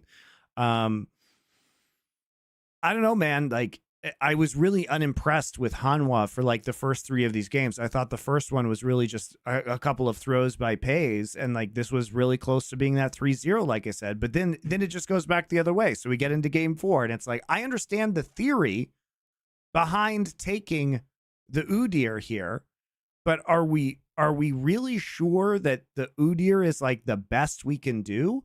Because it really does depend on you creating pressure and proxying in the top side at the very start of the game. And when he starts to lose that lane, he can't do anything in team fights because he just gets outranged by Ezreal and like Tristana all day. He can never close that gap. He gets kited and destroyed in the 1v1 every time. Or he just gets pulled by Blitzcrank. I mean, I hate Misfortune and Alistar together, right? And GenG picks a composition in game number 4 that has no engage. Like, Alistar is a committal engage. It's not a non-committal engage. You must go in. And so if Alistar goes in, or even worse, if Alistar is standing in front and gets hit by a blitz hook and has to use his ult, they can't engage anymore, which means if you're GenG, you have to have priority. You have to be standing on every objective, force them to play into you. But instead, they just try and half-ass all these fights. You know, they're engaging with like Zyra ult and MF ult. It's just so fucking ugly. That's not how you play these champions. Like if you look at the really good MF teams, like a lot of the LPL teams, they hold MF ult. They wait for you to engage. Then the bullet time comes out, right? But there's nothing they can do. By the way, the use of Zyra ult was fucking ass in these games. Like you said, they were using it first instead of like as a guaranteed damage after. Like it was mental, wasn't it? I know, it's so wild. It's really bad when you're trying to use it for engage because you have to flash in or something like that. You know, Zyra is a champion that Zyra, MF, Udyr, these kind of champions you want them to play into you, but they never had objective priority because again, they gave up the Tristana. The Tristana was bullying all their turrets and they fucked up in the top side on a dive, got the Udyr behind, so they didn't have pressure there either. And then it's just like the game's fucking over, you know? And so like, I don't know what GenG was doing in some of these drafts, or like, if your players don't know, if your players just want to force engages, then just give them the tools to engage. Don't give them nothing here. By the way, Lehens could have played Leona. They could have literally just played MF Leona in this game. Could have just done that. We could have just played MF Rel or MF Leona. Well, that combo works in every region of League of Legends, whether you're skilled, whether you're no skilled. It's actually right now. MF Leona's great. Wins. It's a great lane, great engage, non-committal engage that you want, so you can go fishing for something. Then you can follow up with Zyra engage. Like if you hit a Leona ult, then you can hit the fucking Zyra root. Then Udyr runs in and stuns them. You know what I mean? You bullet time across the top. You do everything. It's fine. It's fine. But it just felt very, very weird. A lot of the decisions that we saw GenG making, and that game 4 was bad. I mean, it was just bad. That's the downside of this final. It's like, here's where I'm going to actually melt the brains of all the idiot fans who can't understand probability, Monty. It's not that Hanwha actually showed they're better than GenG. They obviously aren't. Because notice how Hanwha could only win by a sliver when basically like many things went wrong for GenG. And notice how GenG, not even having a particularly good final, still almost won the final. The two options that were going to happen was, like I said on the last episode, this would either itself have been a boring 3-1, 3-0 for GenG. I agree with you, by the way. If they just win the first 2 games, it's just over 3-0. The third game, Hanwha probably even just breaks mentally and just chokes away and loses 3-0, or they had to win by the smallest margin ever. Like, believe it or not, watching this final doesn't make me think like a faker fan will say, like, Chovy, he won't win Worlds. Like, GenG could still absolutely win Worlds, by the way. Like, it's totally plausible. Like, they're still really good guys. And remember, this isn't even going to be the better at Worlds, so the fuck do they care? Also, like, are we saying that Chovy choked these finals too? Because he played pretty fucking well. Yeah, he did play pretty fucking well. No, I told you, the one that actually convinced me was last Worlds. When I watched that BLG series, Monty, and at the end, the conclusion of fans was, Chovy solo lost this. It's like, what are we even doing anymore? Bro, he hard carried 2 of the games. Like, he wasn't even bad in that series. So same thing, I'm with you again. Like, aside from, you could argue like he should have picked a different champion in game 5. I'm with you on that. Aside from that, I think he played well in this finals, mate. He wasn't even bad at all. Man, like we were talking about earlier, bro, the games that GenG did win, they shit on them. Like, they had games they were just fucking smacking them as well. Like, that's the other thing. It wasn't like 5 epic close games, was it? They had a couple they were just wrecking them. I mean, Hanwha won game 4 very convincingly, but I do think that was the GenG's worst draft. But yeah, I mean, I just don't get it. Like, to me, the biggest question mark over all of this is, why are we just giving them Tristana for free constantly? Why are we doing that? Like, Chovy's one of the best Tristana players in the world. Tristana is a champion that is so well suited to GenG's playstyle. And whenever they just gave the Tristana over, they never had an answer. Like they gave the Tristan the Ziggs over, and they never had a pressure answer, right? They never had anybody in the side lanes who could outpush. It was just a massive problem. It's a massive, massive issue where they just lost total map control. Now, also, remember, go on, keep going.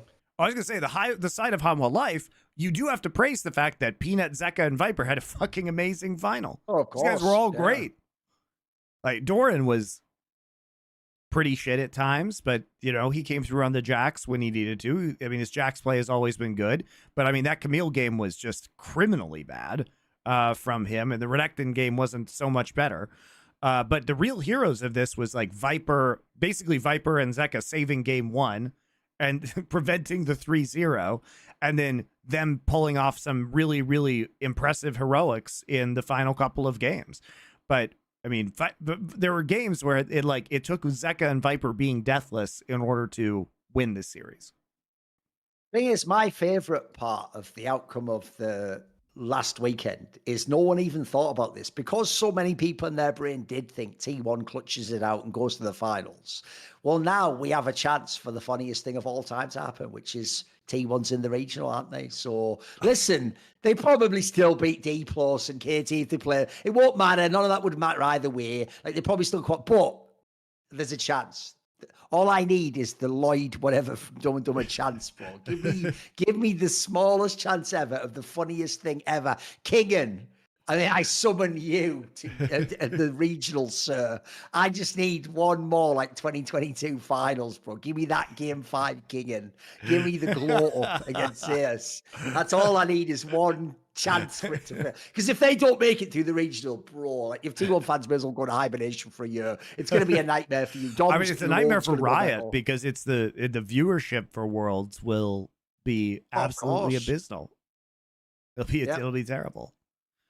In fact, the joke is that alone might actually convince them that they need the Saudis, because EWC viewership was probably great with T1 in the final. But what if T1 doesn't even go to Worlds? Like, at that point, it's a bit rough, isn't it? Like, at this point, it's like wrestling. You need them there. You actually do.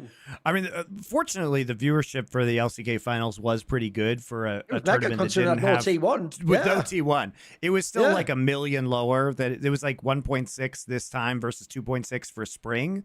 That was because spring was the record, though. That was like the big, like, biggest one ever. I mean, it was probably the greatest LCK finals of all time. 1.6 is still pretty high, though. That's pretty up there, though. I mean, it's still very good. It's more than it was last year, but last summer was a 3-0 for GenG, so you know, obviously that's going to affect things.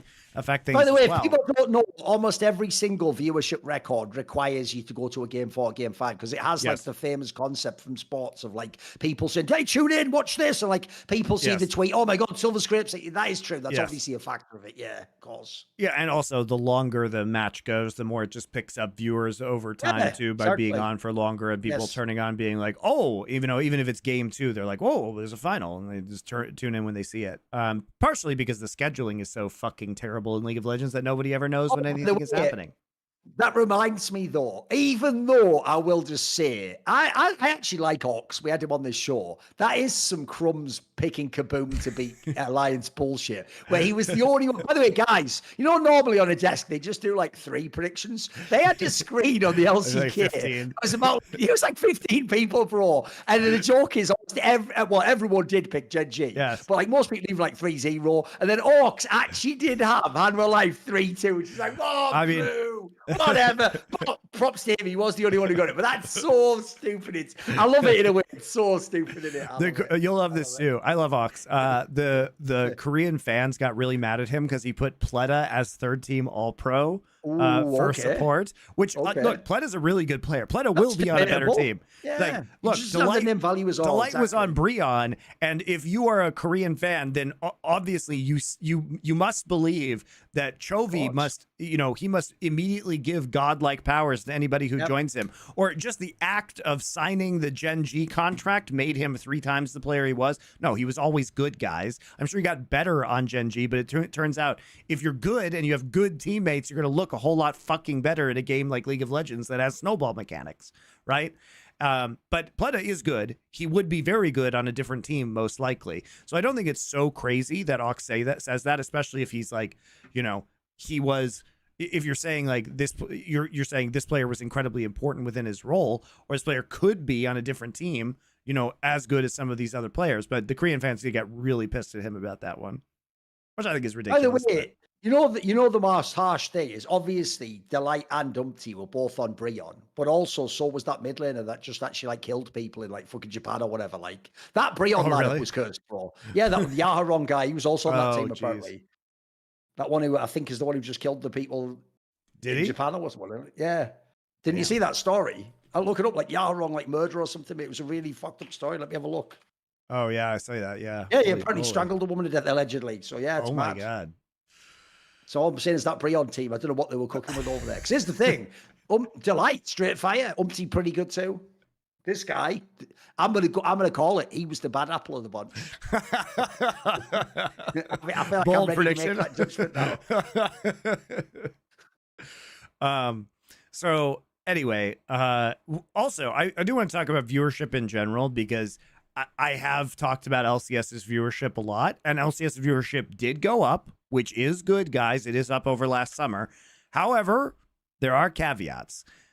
But I don't think the caveats are perhaps as big as some other people might make them out to be. So the caveats, obviously, before we get into that, one last thing to say on the LCK thing, which is this. I was actually, when I was watching this LCK final, it actually just reminded me of like, you know what, Monty? This is going to be a cynical take, but I would like there to be LCS. I would like LEC to be good, but actually, I don't need them, Monty. It's not necessary for me. I've watched Korean StarCraft for all those years. As long as the LCK and LPL exist, that's enough for me. Like they are the product. Like I was thinking of, the opening was epic. Exactly what I want in esports. The matches were really good. As long as these leagues exist, I'll always be able to watch this. I could watch League doing this for 10 years, even if the whole Western scene died. So I get why for listeners it's important, but I don't mind it. This was really great, this final for me. I enjoyed it. I mean, and as the player base continues to decline and people are more hardcore about this game, I mean, we're just going to see people tune in for more and more LCK. Like the LCK fan base around the world has been very, very robust. Yes. Even on the English speaking side. So I know people like LCS. Well, sort of. I mean, not very many people watch it, even if numbers are up. But the English side is like totally sustainable on the LCK front, and like the League of Legends can continue to be a healthy game talked about in the English language without those leagues. Frankly, like it absolutely can be. LCK's on at a very good time for European viewers. So there's not really a problem there. And NA fans are used to staying up later watching VODs, and they always have been if they're LCK fans or fans of Asian esports in general. So it's probably fine. But anyway, LCS viewership. So I will be fair to LCS viewership and say this. It is good that those numbers are up over last summer. And they said, rightfully, that you don't want to compare it to spring's viewership. You want to compare it to last summer's viewership, because historically, guys, in League of Legends, summer splits typically get less viewership than spring splits. So we want to compare it to that, right? And, they were trying out best of threes. That didn't tank viewership. Like we knew it wouldn't, guys. The thing that tanked viewership wasn't best of threes. It was that you had too many teams and you had multiple best of threes going on simultaneously on two different streams, and you created a very confusing experience to League of Legends fans. Now, if you're a Counter-Strike fan, that's kind of a normal experience for you. But to an audience that had never, ever, ever, ever encountered that before, it was super fucking weird. So it wasn't actually a problem with best of threes, which obviously comes as no surprise because best of threes haven't been a problem in any other region. So why would it be in LCS? Best of threes were better. The product was a lot better. We got into matches faster. I appreciate, the changes that Marksy made to the flow of the show. It was more fun. I liked the more emphasis on the players' personalities. Like they created, interesting rivalries and stuff like that. So I think it was a much, much better product, guys. And I think part of that is that we got increased viewership. Now, here are the caveats. Last summer was the player walkout, okay, where the league just randomly went away and then came back and was on strike and nobody knew what the fuck was going on. It was also being played on weekdays in the middle of the day in North America. That's when they changed the dates and it randomly went away. Now, my counter argument to that is it did randomly go away for 3 weeks and also for the Esports World Cup week, and it still got better the viewership. Valorant shit as well. Yeah, and the Valorant shit, and like it was changing days. So there was still a lot of this bullshit that was going on this summer, and the viewership still did go up. So I don't think that the player walkout, you know, I think it's kind of like same, more or less the player walkout versus the fucking 3-week break. You know what I mean? So I don't know if that like was as big of a factor in saying why the viewership was lower last year rather than this year. I think it was just genuinely more exciting this year. And I think it was just genuinely a better product. And also, of course, co-streaming. Of course, there was also co-streaming. And Cadril, coming back for playoffs, I think probably had some level of an effect, on the league. But I do think probably the sentiments that people had, and this is a point that I want to make about LEC and about Riot in general, is that the product is incredibly important to all sports leagues, okay? If you don't have the product, if you don't have the trappings, if you don't have the prestige, if you don't have the production value, if you don't have the right people telling the stories and the narratives and saying why you should watch this player and why you should be attached to them and what their achievements are and what they're good at and what the stylistic matchup is, and you don't have all this pomp around it, it is fucking nothing. It means nothing. It might as well just be played on a field with nobody watching, right? Because that's one area of the LCK broadcast that's probably missed is notice how much time they had before each of the matches, Monty, for people like we did in Chronicle and stuff to like break down like the past matchups and all the different. They broke down like 2 or 3 years of these guys matching up. It was really good. Just like showing the player personalities and the trash talk segments and like the cool intros. The packaging really matters, okay? It was fire. Which is why when you see the budget cuts on LEC, it can seem to a random executive like, well, we could just delete, let's see here, a stadium match in spring, and we could only do 1 stadium event a year, and we could slash the production budget, and we could stop doing those fun music videos. But that just rips the soul out of the LEC. Yes. And if you make it feel less good, people are just not going to watch it. Right? So the cost of these things is to keep people emotionally invested in the league.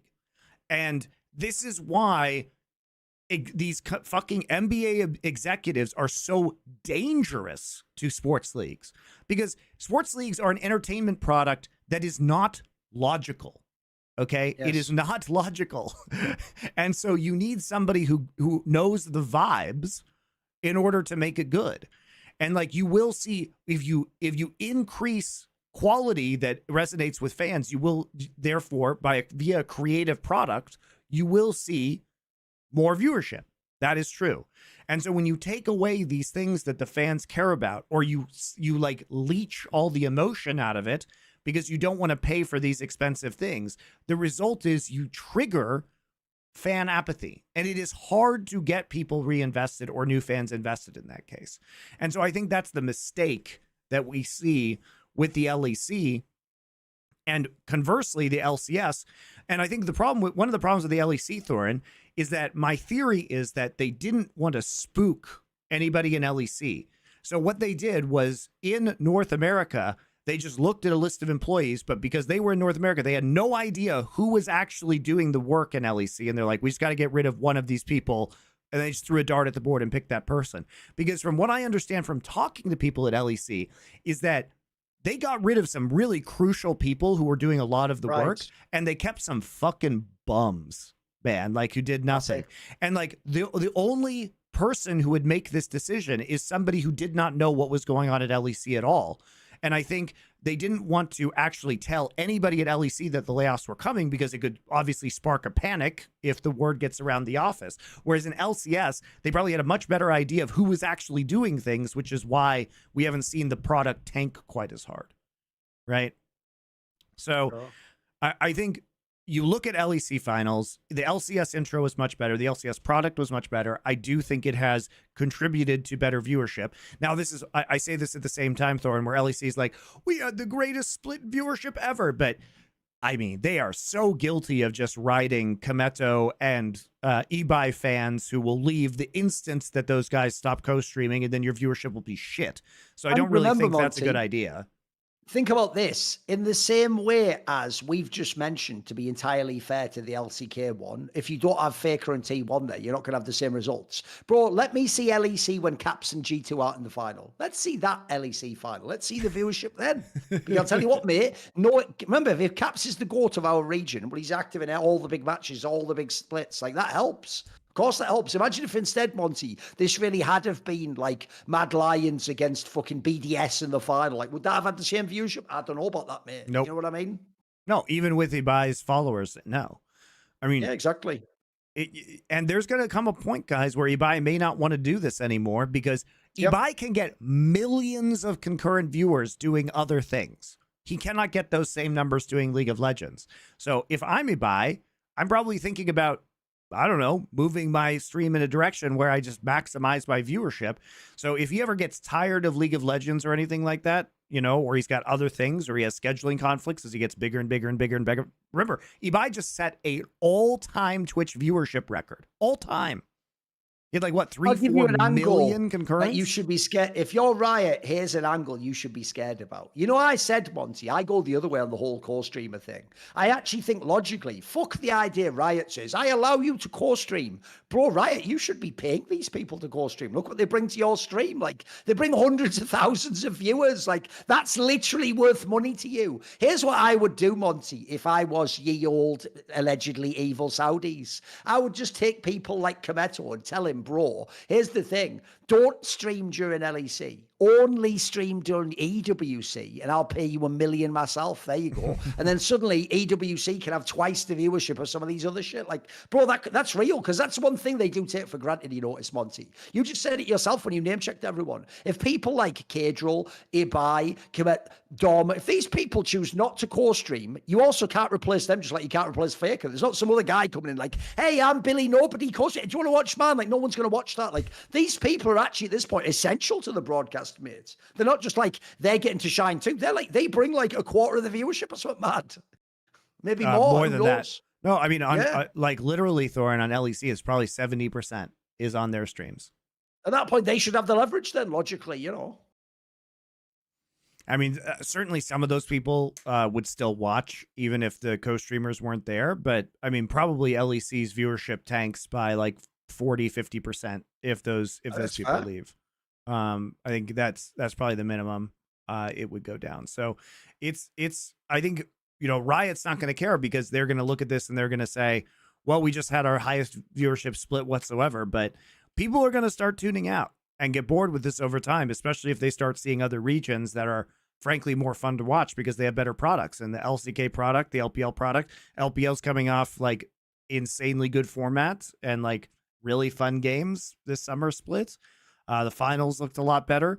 I mean, the thing is, and we can talk about this too, is that, you know, even the Chinese are starting. I didn't know how China was going, but even the Chinese teams are starting to ring the alarm bells at this point in time, right?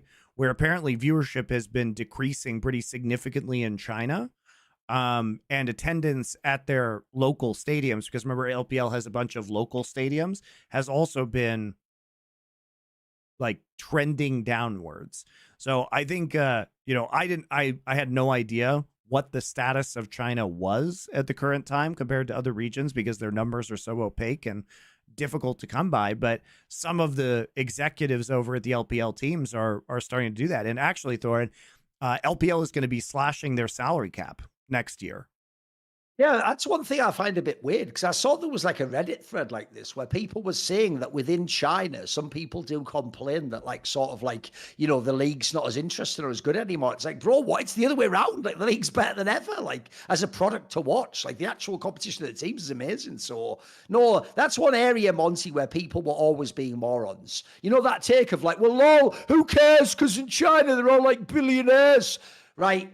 I'm going to explain this one last time. A billionaire becomes a billionaire by caring more about wasting money than you, Billy Nobody, who spends $9.50 on a Sonic burger. The billionaire guy doesn't do that. That's why he's a billionaire. So you think, no, but he's a billionaire. He can waste money. No, wasting money is not how you become a billionaire. So actually, it was actually inevitable one day that those billionaires would turn around and say, where the fuck's the ROI? Like, I didn't just put this in for fun. There'll have been the odd notter, mate, of maybe the IG GenG guy really, the one who actually played a game, maybe he did do it for fun. But some of the other ones thought this was going to be the next sport, I've no doubt. They thought they were going to own a piece of it. So I can see why that's concerning. It's sad because, like I say, I think the products are mega in the LPL. It is the best league for me.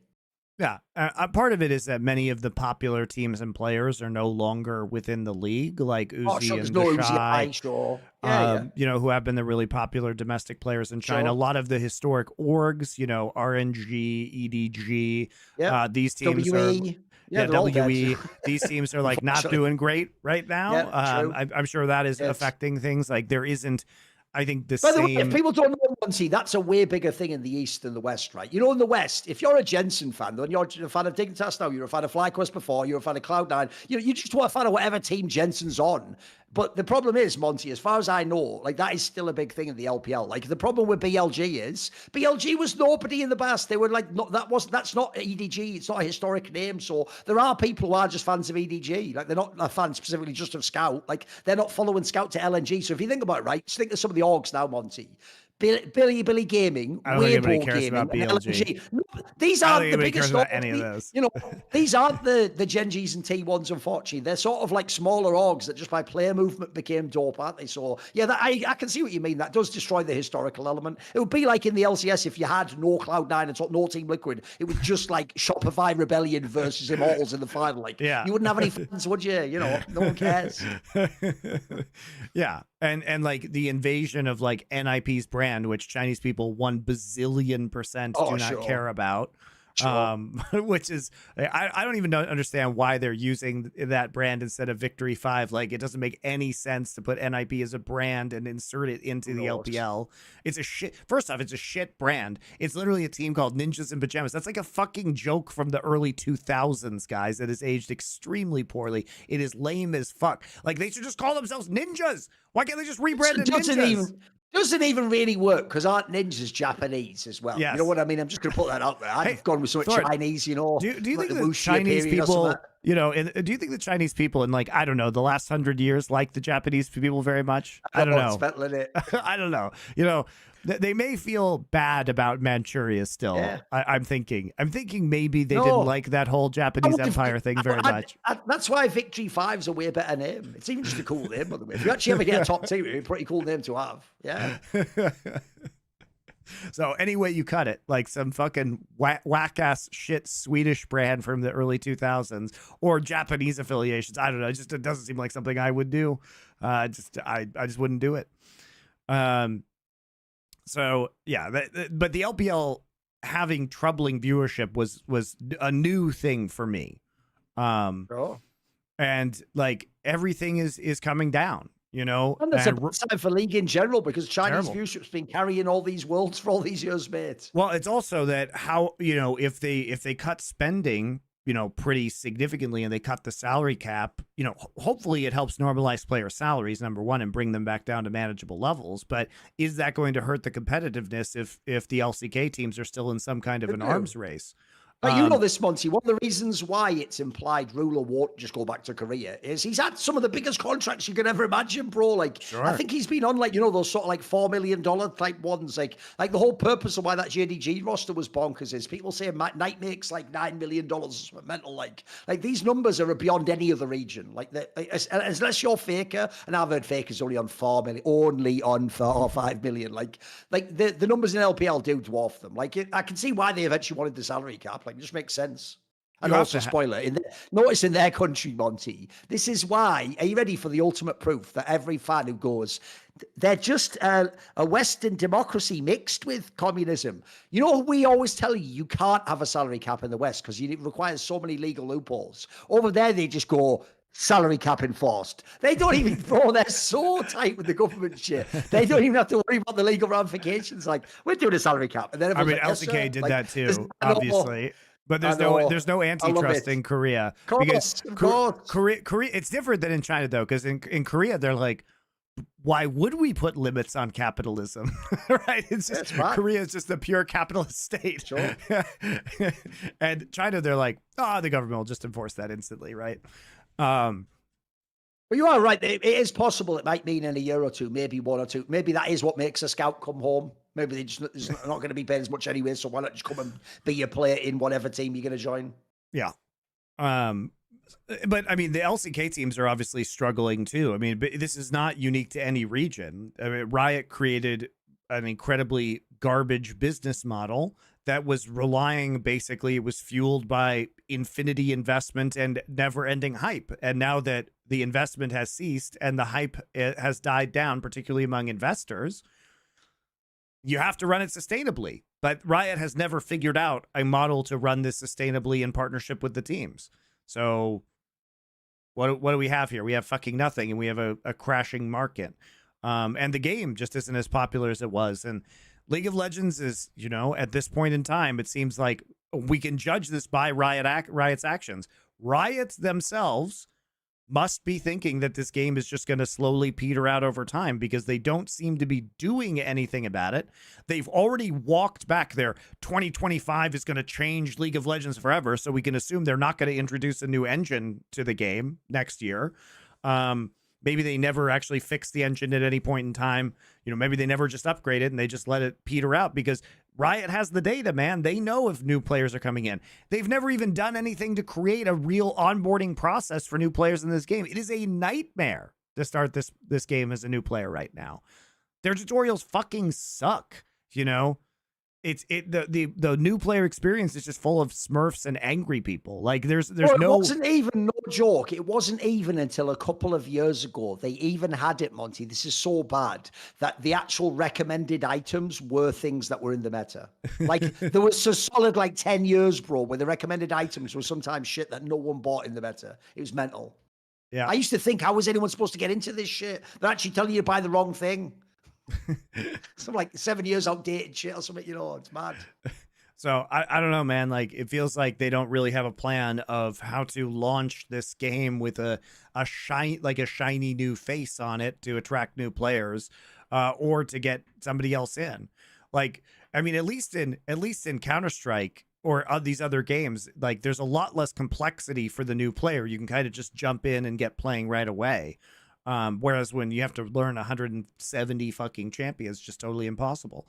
So I think everybody is going to have, worldwide is going to have issues with this. And maybe Riot's just been like, well, you know, it's not as popular as, it'll still be popular for a long time, but it's not as popular as it was. And so here we go. We're just going to slowly sunset, you know, this game and stop our investment in it and fuck the teams.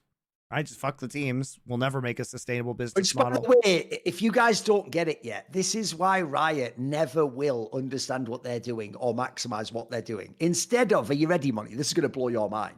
Instead of, because Valorant is attack FPS and League of Legends is a MOBA game, you could just, are you ready? This is really revolutionary, Monty.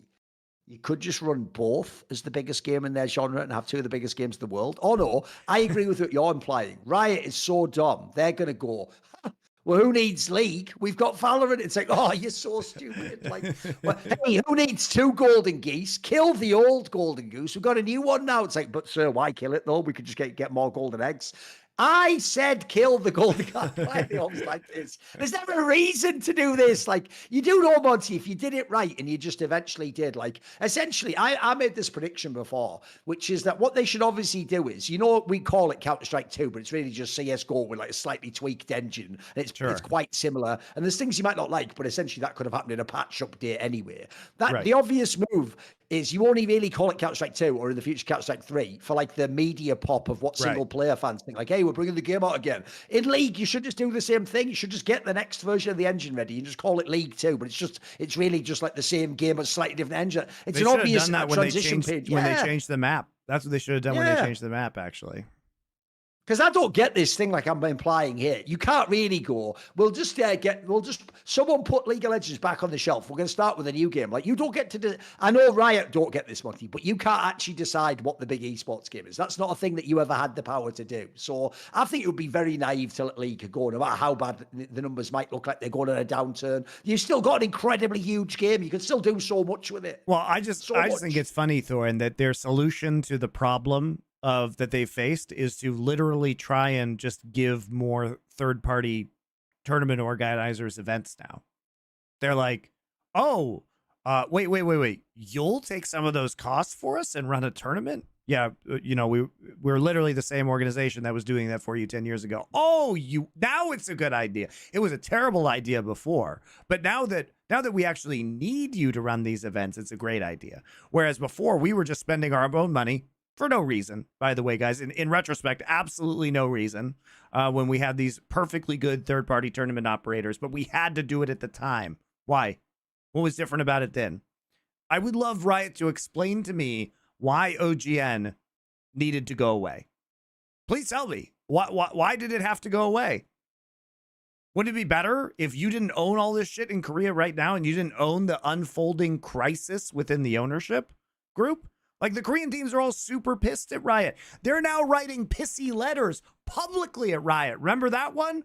Where they all got together and they said, your business model is completely fucked. Please do something. They did that within the last year. What?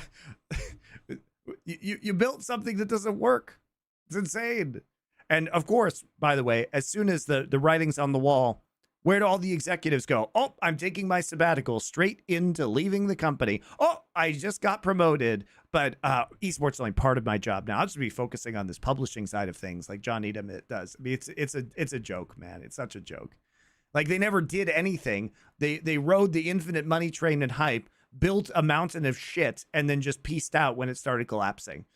And nobody will ever actually try and solve this problem over there because why would they? Just move on to the next thing. You know, not your problem. It's the team's problem now. Even though you were exactly the ones who pressured the teams to take all the venture capital to pay for your entrance fees to franchising, and you then use them to acquire a bunch of sponsors that you then didn't fulfill any kind of real obligations to, and you absolutely swindled without providing value. Now those sponsors don't want to come back. So all we have is Saudi Arabia. Super nice work, guys. Very nice. Also, low key, just our own experience getting sponsors for our channel shows me how incredibly incompetent Riot was for all those years, bro. It's actually bonkers, isn't it? Like, for real, no joke, Monty. If we essentially just had our content network plus the LCS, we could have made like tens of millions of dollars for that league. It's actually insane, isn't it? It's fucking bonkers, bro. They're so bad at it, it's nuts. Yep. What can you say? But I'm sure Naz was truly a sales genius who pioneered everything. And, you know, if she's killing the game, weird that you would just sabbatical during esports winter and then leave. Strange. Now, why now? Why now of all time? It's weird. Can't figure it out. Probably just change your surname. Just shout over on LinkedIn. Shout out if you know the reference I'm making there.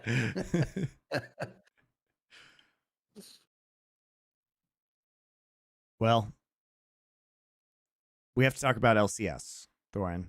But first, let us discuss our other sponsor, unlike the ones that you might see over on the LCS, which is Factor. As you guys know, ready-made meals shipped to your door, refrigerated box. It's great. They're never frozen, chef crafted. You can have up to 35 different meals every week. They rotate them so you never get bored. They have 60 add-ons to choose from every week. They get tossed into your box there. Everything heats up in just 2 minutes. It is much healthier than probably the takeout you're ordering, and very nice, very delicious. I'll be back in the States around Christmas. Might be picking up myself some Factor at that time. Loved it in May when I was back for a month. So they have dietitian-approved meals. They have meals for every kind of diets, like Calorie Smart, Protein Plus, Keto. If you need some of these options, they've got those for you. They have premium ingredients, delicious things like filet mignon, shrimp, and blackened salmon. And you don't have to worry about meal planning quite as much. Just slips seamlessly into your lifestyle. So you can head to factormeals.com/LFN50 and use code LFN50 to get 50% off your first box plus 20% off your next month. That's code LFN50 at factormeals.com/LFN50 to get 50% off your first box plus 20% off your next month while your subscription is active. And as usual, guys, supporting our sponsors. The best way to support us here at LFN, and you guys do a great job of that. So thank you very much. Factor's great. I really enjoyed it. So check it out. All right. If you are in North America, like the place that Factor delivers to, you might also enjoy the LCS. In fact, more of you might be enjoying the LCS than you did last year. I know I am, at least. And we had it was a very exciting final. Very exciting final. Very big upset. Liquid had been cruising. It would have been better if we'd had the game 5, though. Like, it was setting up for what could have been a really great game 5, but obviously in the end, like, they just slipped on a banana peel and fucked the whole thing up. So it was fun, though. It was a fun ending. Like, I didn't leave feeling unsatisfied by that ending, although perhaps the game 5 might have been hype. Like, Liquid is the team coming in with the MVP impact, who clearly deserved the MVP. He was the best player. APA and Yun had this glow up kind of ever since their time in Korean boot camp over before MSI. Team Liquid had been doing things internationally, taking out Fnatic a couple of times, kind of cemented their spots in the upper echelons. Their macro was really good. Their lane swapping was really good, right? And yet we come into this final series versus FlyQuest, whom Team Liquid had already beat to get into the finals through the upper bracket, even though it was a little bit ropier than we thought it would be. But part of this I want to start with, which is FlyQuest glow up, right? So what did FlyQuest do coming into this split? Well, first off, they took Jensen out and put Quad in, which was a enormous upgrade, turns out.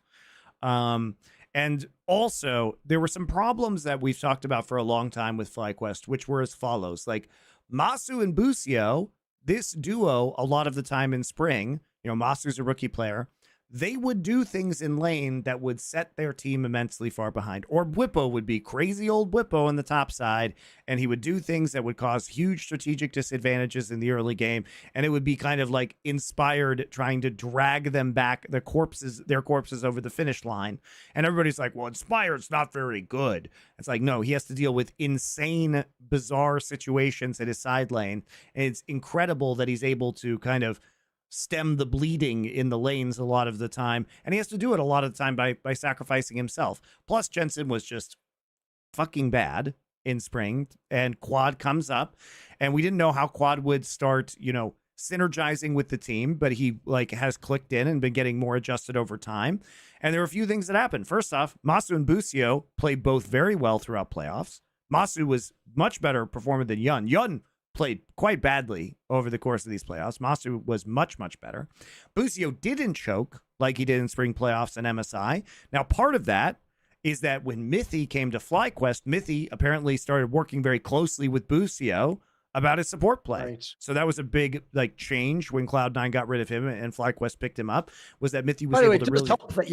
If you think about it, that your 2 least experienced players on FlyQuest have coaches that are legendary players at mid and support. That helps. Yes. That does help. Because you have Arrow on this team as well, right? Helping out with Masu. So I think that has been some... And Nuke Knox, your fucking head coach as well for Quad. It's perfect. It's perfect. Yeah, and probably Inspired and Bwipo don't need so much help. But the other thing was that Bwipo played a pretty respectable playoff series. I mean, he did have some oopsies in the early game at times, but he absolutely dumpstered Sniper in the series they played against 100 Thieves. Yeah. And the thing about Bwipo is it's always been his. So a lot of people don't like Bwipo because he does have a tendency to throw or to be overly aggressive. But it's a double-edged sword, because the thing you should like about Bwipo is that when he starts to put on pressure, he really puts on pressure super well. He actually can push the other team to the absolute limit, and he can actually cause errors in the other teams. He can force errors from the other team, or he can absorb so much pressure himself that it turns into an incredibly advantageous situation for his team. The problem is that when he gets behind, he still tries to overpressure or overengage, and then he ends up throwing the game. But when he's ahead, there's almost no other player that you want to be ahead in the West except for Bwipo. He's one of the best players at pushing an advantage. What you're talking about is, as far as I know, if you ever listen to how he thinks about the metagame of League of Legends, he actively is trying, like you're saying, to take people into chaotic waters, basically, where it's not the basic decision-making they're playing out in solo queue or random scrim. He's trying to make moves and put pressure on the map that makes them have to make a decision that they might, if they're less experienced, will make the wrong mistake from. So I know what you mean. Like, it's clearly like his strength as a player, but it also can be his weakness too, for sure. Well, it's because he doesn't really know he doesn't know how to lose gracefully. Is his problem. It's like when he starts losing, he will get, it's like he's the incremental machine. He will get you either incremental advantages or incremental disadvantages, and there's no real, there hasn't been a real difference between the two. However, what I will say about Bwipo in this series was that we didn't see, he did lose much more gracefully within this series when he started to get behind. I mean, we'll ignore the third game of the series where he had to blow his TP early because they fucked up they got fooled. I won't say they fucked up. They got fooled in the lane swap, so he had to use TP early, and then he immediately tried to all-in impact, died, and then didn't have TP. That was fucking terrible, okay? So we still got some of those moments. But from that point forward, he actually did play like a pretty good game. And was playing a lot better from behind. To bring out the Garen, that was pretty cool. Remember that? Like, that's a fucking important match in a final. He did bring it out. Fair play. I mean, it's not only bringing out the Garen, right? It's like he had a hard time on the Garen early, but then he got advantages. He was split pushing and he was actually getting kills. He was a terror by the end. Yeah, he was a terror by the end. Yeah. And he was building like Infinity Edge 4th item, which was hilarious. I mean, it was, if we're being honest, probably not a good idea, but it was funny. No, of course not. Sure. It was funny to watch him sprinting out there and then stride breaker someone and then just one-shot them. So he was definitely like feeling himself and having a good time in that final game. And he was like winning a lot of these side lane situations. He was actually catching up to the Lilia too. He took phase rush. So he was just incredibly fast on this Garen. He was shutting down APA, where it's like, if he hits the Tristana with the Garen Q, like there is no way APA gets silenced. He can't jump away. It was a good game from Bwipo. And he's had these carry performances. We also got to see his Urgot, which is like, I think he's like contractually obligated to bring out an Urgot every single like playoffs or at every point in his entire career. That was a terrible game that he played, but it was still there. I mean, he got completely rolled by impact. But for the most part, like the variance, the important things that had to happen for FlyQuest were as follows. They needed to get a better mid laner, right? They did that. And they needed to integrate this Korean guy into the team. They did that. One of the most important things about FlyQuest is the synergy between Quad and Masu. And I know this sounds weird because we don't talk about like mid 80 carry synergy a lot of the time, but Masu plays a lot of Ashe and like engage 80 carries. And this sets up Quad a lot for ults from the mid lane, whether it's a Yone or an Azir. Like these Ashe arrows have been very important. And his like snap decision making with Masu has been really, really good. So that's super important. I mean, Quad's Yasuo in the first game of the series was real good. Like, and Quad, unlike Thanatos, Quad is much more on top of TPing with, and joining the rest of his team. He had a really good TP into the bot lane in this game. Yeah, I mean, and then Masu and Busio weren't making mistakes. Bwipo still had a certain amount of variance, but we got to see like he threw the brakes on when it started to get bad. And when it was going really well, like in the Garen game, he was just split pushing and being like a complete menace, killing enemies in the killing the opponent in the enemy jungle. And he was probably one of the biggest factors in their win because he was really putting the pressure on Team Liquid to the point where they couldn't really do anything about it. And it was a great game from him. So like, and then we haven't even talked about Inspired yet, but Inspired just. By the way, Monte obviously meant Yawn, but he said Yasuo. But he meant Yone, sorry. Yeah, it's all good. It's all the same shit. Yeah, it's all good. They're all win shitters, whatever. I agree, though. The obvious main topic of this final was Inspired. Like, mate, I've said this in the past. Inspired is just fucking unbelievably good. Like, think about what he even played in this final, bro. He could just play every type of jungle. The guy's just actually like fucking brilliant. It just is. And the way he controls the game is so, like, this isn't a guy making random decisions. You can see, like, the clocks, the gears turning as he plays the game, mate. He's just a really smart guy. Yes. And I mean, just constantly. And like one of the things that I think will fly under the radar about the way that this team decided to play in these finals is that I've talked about this with Adam in the past on BDS, but one of the things that Adam does is play weird champs that win in lane and put pressure on to distract, right? And Inspired reverted to playing a lot of AP carry junglers in this series. If you look at the last series that Team Liquid played against FlyQuest, Inspired was playing fucking Amumu. He played 3 games of Amumu, and then he played 2 games of Maokai. He was playing AP engage tanks, okay? This series, he's on Lilia, Brand, Zyra, and then finally on the Ivern, right? But for most of the important games, he was on more carry-oriented champions. And the thing is, when Bwipo is absorbing a lot of pressure, what it allows Inspired to do, it occupies Umti's time. Like, Umti has to come deal with some of these fucking situations that are developing. Like, in the first game of this series, Umti is like ganking bot at level 3 on Maokai after half a clear, and this opens up everything for Inspired to do in the jungle in terms of counter jungling. So sure, you know, Bwipo is going to die, but the thing that it was doing was it was getting Inspired like 150 almost CS ahead of Umti in these games on champions that do a lot of damage if you give them items. So in a way, Bwipo was also serving as the Adam, right? And the way that it worked on BDS was Adam was kind of like the distraction in the top lane, and then they had a hyper carry in the bot lane, just like picking up all the farm unharassed so they could get it over the hump. In these games, it was just like Inspired farming a lot of the time and pathing well. And because he kept the laners kept drawing Umti's attention, you know, Inspired got significant advantages out of the jungle. And that was huge. That was huge.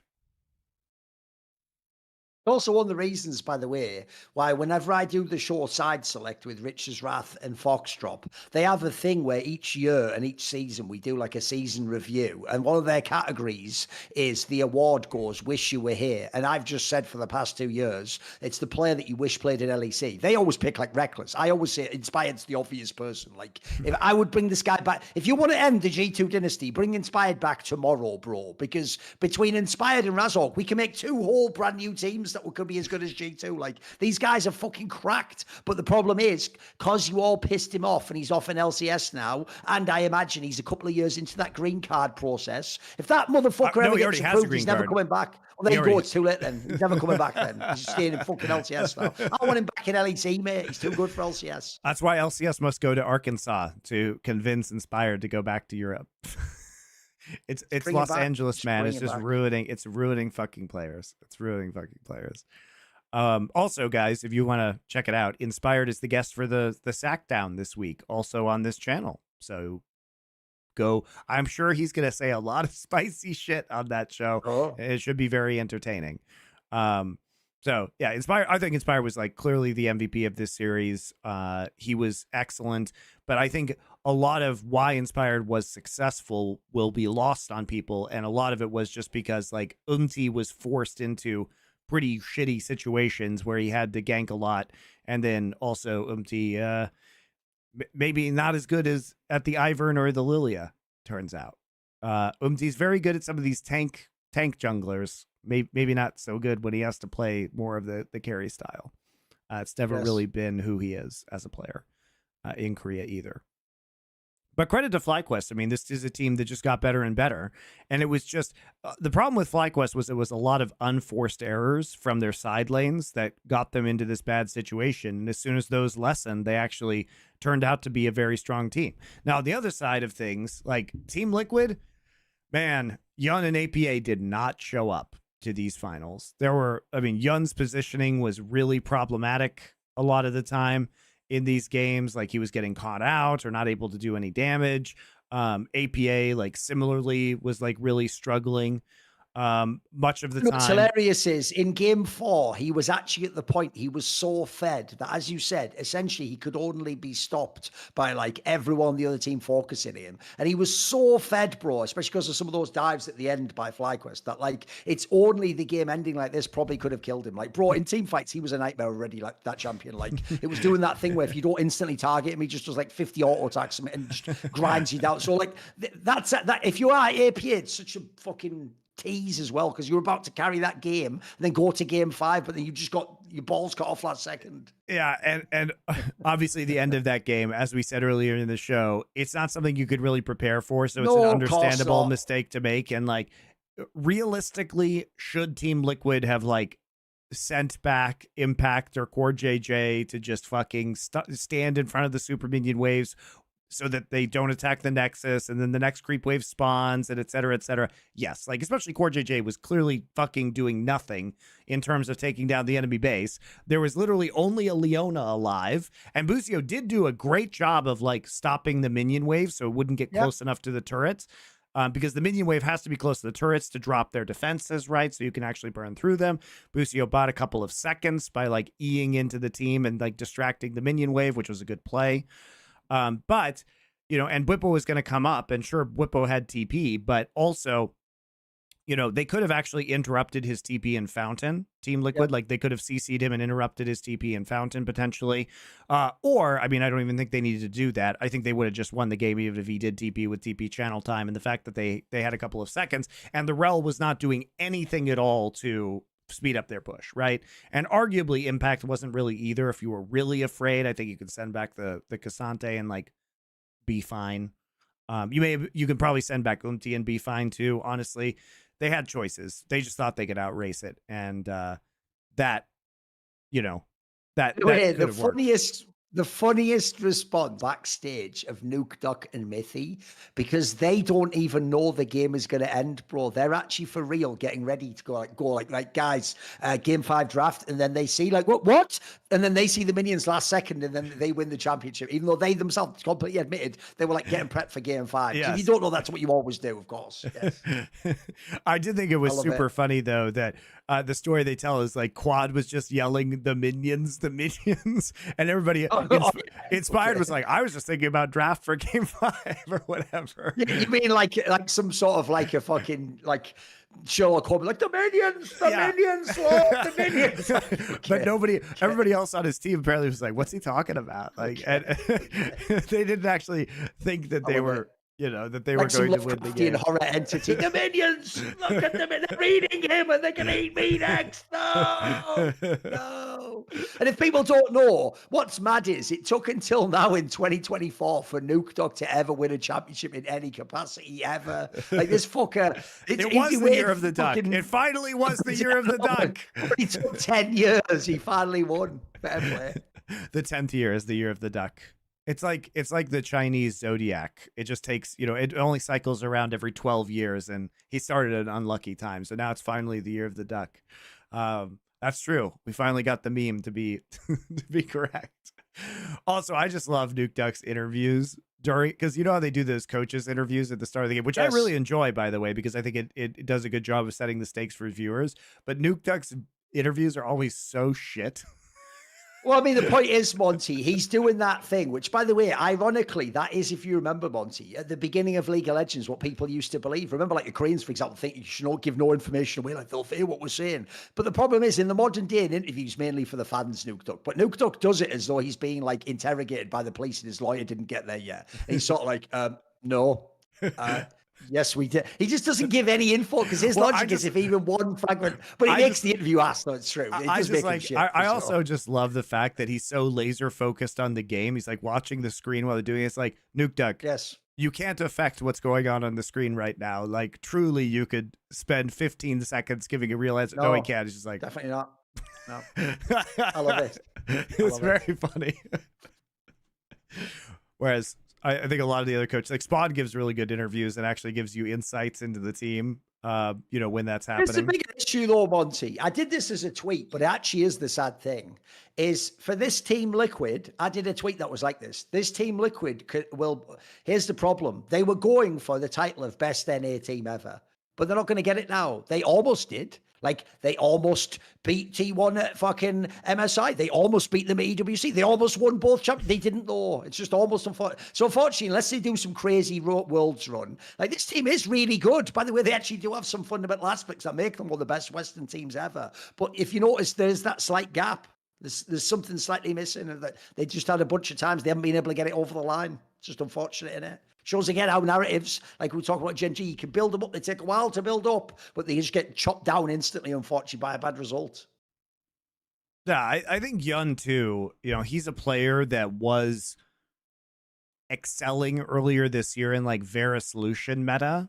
And, he's been good since then, but he struggled a lot, I think, in these playoffs. I don't know if that was nerves or whatever it was, but it felt like he kept going back to like fringe meta picks like this Callista, right? Which we saw in LCK as well, like Pays played it, but it was much more prevalent, in their run, especially when they were, beating FlyQuest in some of these games in the last series. The Callista didn't come out this time, except for the one game. They were trying to take the Ashe away instead, or they, I think mysteriously, what was very mysterious to me was that they blind picked Kai'Sa, and then Masu, who doesn't play Zeri, played Zeri into it when it's like been a Zeri counter. Like, I didn't even really like FlyQuest draft in the final game of the series that they ended up winning. It felt very off to me, but Yun just felt like he had kind of run out of options. And the thing about Team Liquid too that's weird is that you ban the Ziggs, but they're not actually flexing the Ziggs into the bot lane. So you don't I think have a very meaningfully meta champion pool for Yun at this point in time. Also, I just get tilted when everybody in NA says his name Yon for some reason, even though his Korean actual name is Yun. And that's how you say it. So I don't know where they got this idea that it's pronounced yawn, like you're fucking tired. That was a weird one. That should be like the meme version, like it's yawn or yawn. But they always do that. Exactly. All the casters like yawn. It's just like, I'm like, what? he just never corrected them. They think his name is just On, but with a Y. Well, no, his first name in Korean is Yun Ho. That is his name, is Yun Ho. That is his actual first name. So Yun comes from Yun Ho, the first syllable of his name, and they just call it Yun. I don't get it. I don't get it. Which just reminds me of the old school Flash meme from TeamLiquid.net, which was him with like a cool thing like this. And he was like, "My name is Lee. Now bring me the young horse," because his name is Lee Young Ho. People don't know. So that was just an old school TeamLiquid run back in the day. Yep. Young Ho, very, very, very famous name. But yeah, his name is Yano. I did whatever. Well, here's the thing. In some ways, guys, you actually did prove me wrong. He absolutely is an American player. My bad. I mistook him for a Korean. Because I will say, that is the one thing I do find really annoying, Monty. Remember, the narrative from summer and spring, as in like end of spring playoffs into MSI, into EWC, is supposed to be this, Monty. Wow, Yon's way better than we thought he was. No, they took the narrative as he was never, ever questionable, and now he's just a cracked out elite player forever. So that's a ridiculous overcorrection the other way, guys. Like, he's still quite an inexperienced player, who I agree with you, Monty. He had that one meta that he looked really good in, and a couple of big tournaments that the Team Liquid as a team was awesome in. But it's not like he's just a made man forever. Like you saw in this final, he can have times he's not as good. Yeah. Like he did. By the way, Matsu was better than him. That's a totally legit Matsu was straight up better than him. You're not hating on him. Yeah, you're not hating on him. I mean, Quad was also straight up better than APA. Like Quad is, that was a very... Oh, Monty, here's why I love trash talk. Right, look, I'm not the biggest APA fan, but obviously, when he does all the shit talking, and now they've finally adapted on LCS where they show you it. It's great. Did you see that moment where when APA died in like some ridiculous fashion? I can't remember in the game. They showed the all chat where Expired did the XD to him. Oh, I love it. I fucking love it. I love it because you just know he saw that, and that's the banter we wanted. That was fire. That was straight fire. The XD. The XD. I mean, I enjoyed Impact in the game after the Urgot Jax matchup when it was his pick, just flipping back and forth between Urgot and Jax after he clapped him. That was good. Now, see, this is some quality gamesmanship. I enjoy this. It was very funny. Now we could argue, Thorin, that maybe Team Liquid should not have I don't know, picked fucking Gangplank in that game. Oh, really, sure. Why don't we just pick, let me think about this again. Jax again. Why don't we just play Jax into Renekton? You know, if by the way, bro, if you see MVP of the split, it's not like he's old Impact. He's actually supposed to be the best player in the LCS. Can he please have a champion he can carry on, please? Oh, well, I mean, he can carry on GP in theory, but I mean, the issue with the GP here is that it just doesn't synergize with the rest of the team. If you're going to take Ivern double AD carry, can I please have a melee top laner? And yes, guys, I know GP is technically a melee top laner. By that, I mean a melee top laner that you want in melee range of the enemy. You don't want GP in melee range of the enemy most of the time in team fights, right? But if you're going to have the Ivern there, you want to actually power up your front line and send them in, right? This is why Ivern Renekton works so well, for example. But why don't we just, you know, first off, if we're being real, if you see Zyra Seraphine, what we want to pick there is Olaf. Like, Olaf will absolutely just destroy Seraphine in that back line, but he doesn't play it. Impact isn't an Olaf player, so I guess we just get GP, even though we could also just play Jax again. So I found this very confusing about Team Liquid's drafts. And then you get into the final game in this series, and we get this kind of like, well, I guess we're just going to play Cassante now one more time. Again, Impact is the MVP of this league. Maybe we should try and do something else with him because he was kind of good on the Jax in these series. So I don't know, man. Like I was kind of underwhelmed, but especially that last game. I mean, the GP pick just doesn't make any sense with the composition that they have, and it wasn't really going to do anything. And turned out to be relatively useless in that game. Like, if you want to do that, Thorin.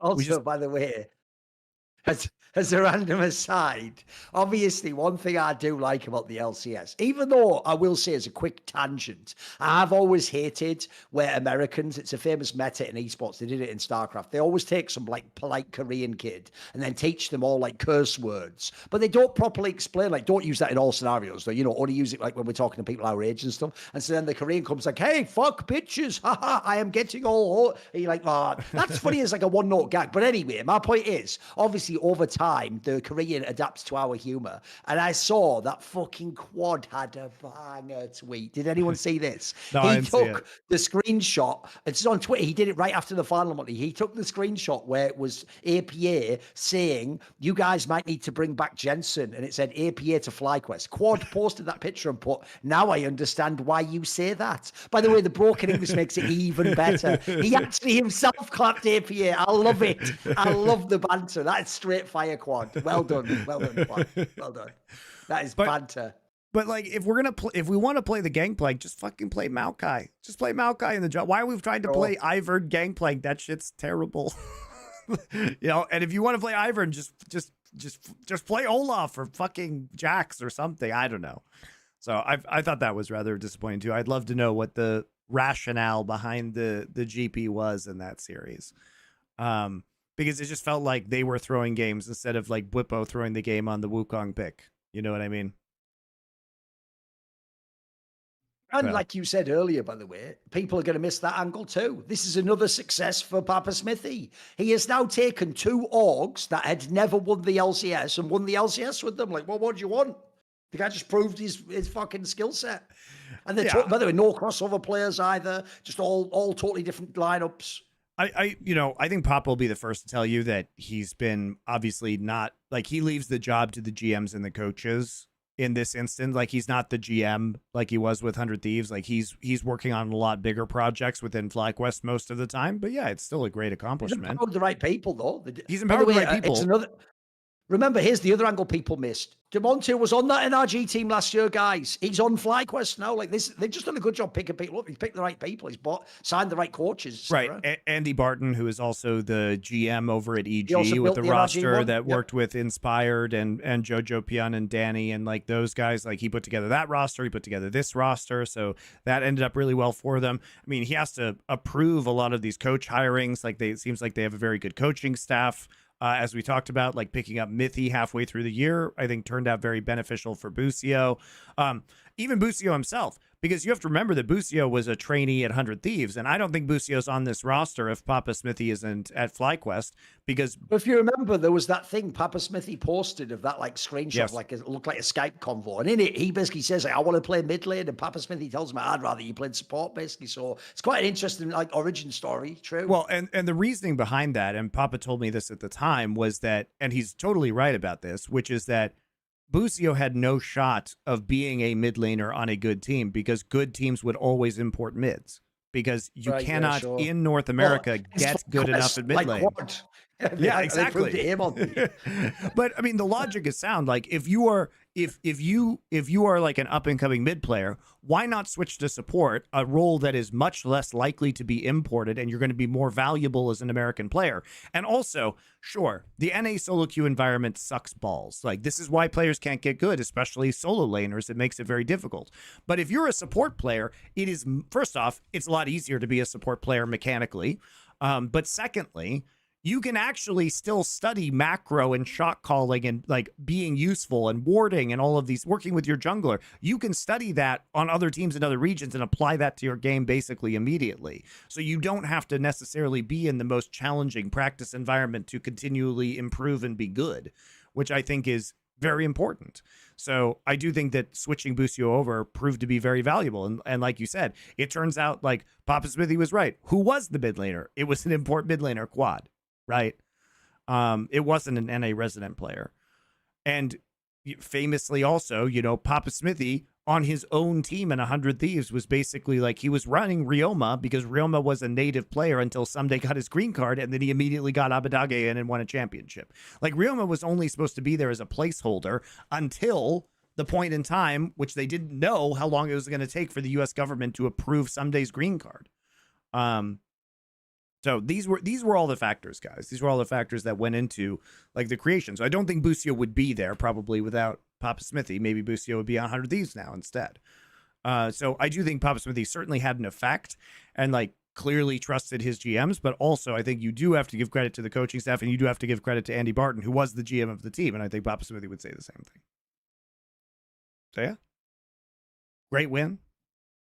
Really exciting finals. I don't really have anything more to say besides I've got a comment for you. I'm just going to put this out there because all year long I've had to just sit there while you all tell me how fucking amazing Team Liquid is and how godlike they are. All I'm going to say is this, boys. Think about this. Enjoy this delicious medicine pill as it slides down your throat without any sugar on. I don't put any sugar in my medicine. Are you ready, guys? You know the same Team Liquid you were all hyped for Worlds. Like maybe they go to Worlds and they get to playoffs. Bro, they just lost the best of 5 to FlyQuest. Who are they beating in playoffs at Worlds again? Yeah, I'll tell you what, I'll wait. I'll be here all day with a notepad. So they just lost to FlyQuest, and they almost lost them twice, by the way. The other one was a 3-2. So who are they beating in a best of 5 at Worlds again? G who? Sorry, I didn't hear that. Who? Who are they beating? No one. They're not beating anyone at Worlds. So let's see if Team Liquid even does anything at Worlds. Because I'll tell you what, mate, there's another thing I'm worried about. Everything before has been like, all the narratives never work. So every time we've said APA eventually will get exposed, bro, what is APA going to do if it is as the Oriana at Worlds? It might be okay. I'm not saying he'll be shit totally, but it's going to make him way less powerful. So I don't know. I want to see what it's like because TL for me now, it's funny. We were all laughing. We were all fucking, and we laughing now. We're all loving G2 feeling. Well, where's TL now, boys? Like TL's going to go to Worlds also in slightly sus form. Like who the fuck knows what? In fact, the West in general, it's done. Well, what are we hoping for? Who's winning out of the West? Who's doing anything from the West at this point? You know what I mean? Like no one's taking FlyQuest to go to the fucking semis of Worlds. What are we doing now? Aren't we all in shambles? Aren't we just watching GenG and all them shit on all of us? We're all dead. We're all dead at this point. Look, one of them's going to make it to quarters. That's the thing about just play the odds almost. You figure someone will get a lucky draw. Yeah, true. And then, you know.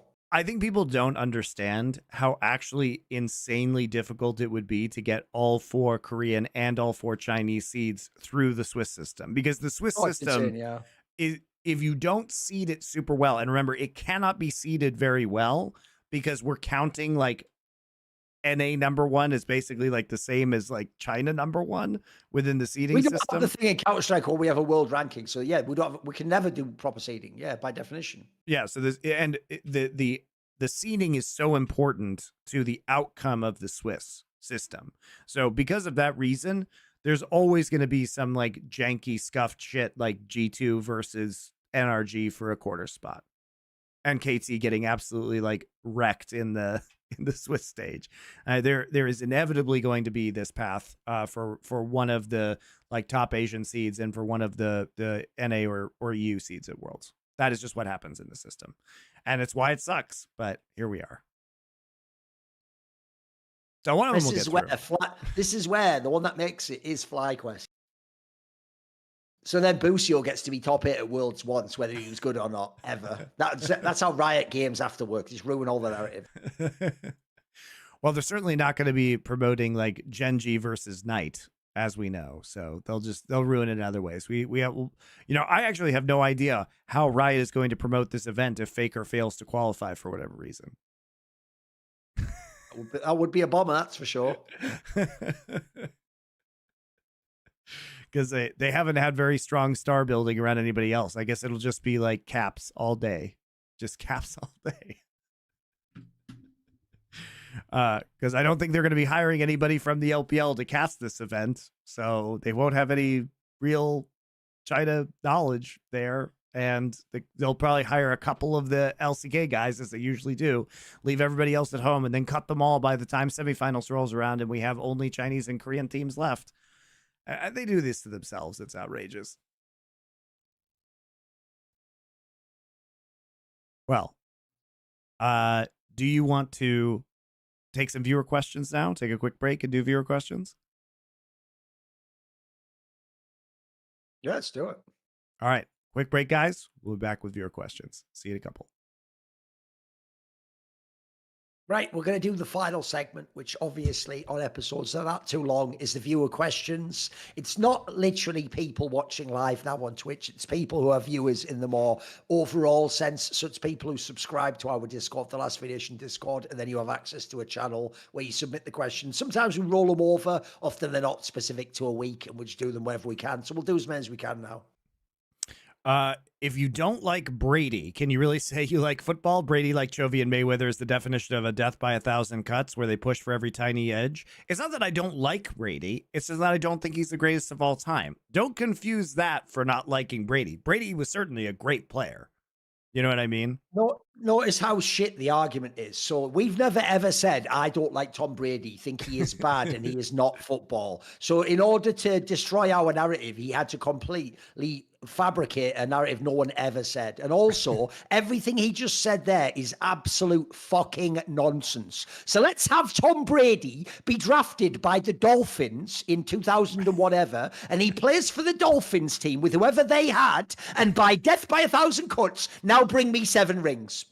You fucking dunce. You have completely ignored one side of the ball. I'll go one further. Are you ready? I'll do a really quick 1-minute explanation of why your player Brady is a fraudulent goat. So first 3 rings, he gets none of them. Adam Vinatieri and Bill Belichick allegedly cheating win all of those. People like Teddy Bruschi were more important to those ones. Fucking Dion Branch. Like, these players won the first 3 rings. So like, there's 4 rings we're down to for Brady. Are you ready? Now I'm going to keep going one more. You know the last one, I'll knock that one straight out the box. Are you ready? Why? Here's why the box one doesn't count. Because do you know what? That is the only time in the history of the NFL where there was no disadvantage to being the visiting team in a conference final because there's no crowd.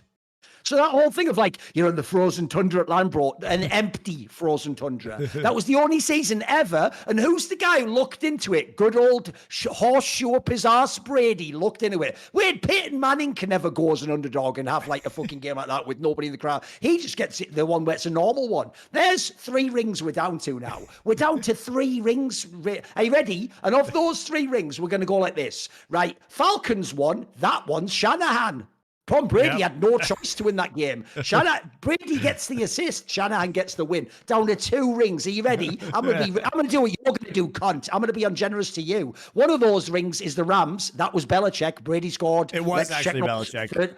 13 points. 13 points would have lost Aaron Rodgers every single playoff game of his career, pretty much. So, weirdo, was he not death by 1,000 cuts? So, at the end, you're down to 1 ring. And here's the joke. I wouldn't really only give you 1 ring. I'd say Brady probably won about 3 or 4 if we're talking overall. But that's what happens when people apply facts. You just went, his style, though, and the way he throws the button, it's nothing. It's nothing. That was never... By the way, here's the stat that will destroy every Brady fan. I think he had something, Monte, like 17 top 10 ranked defenses in 20 years.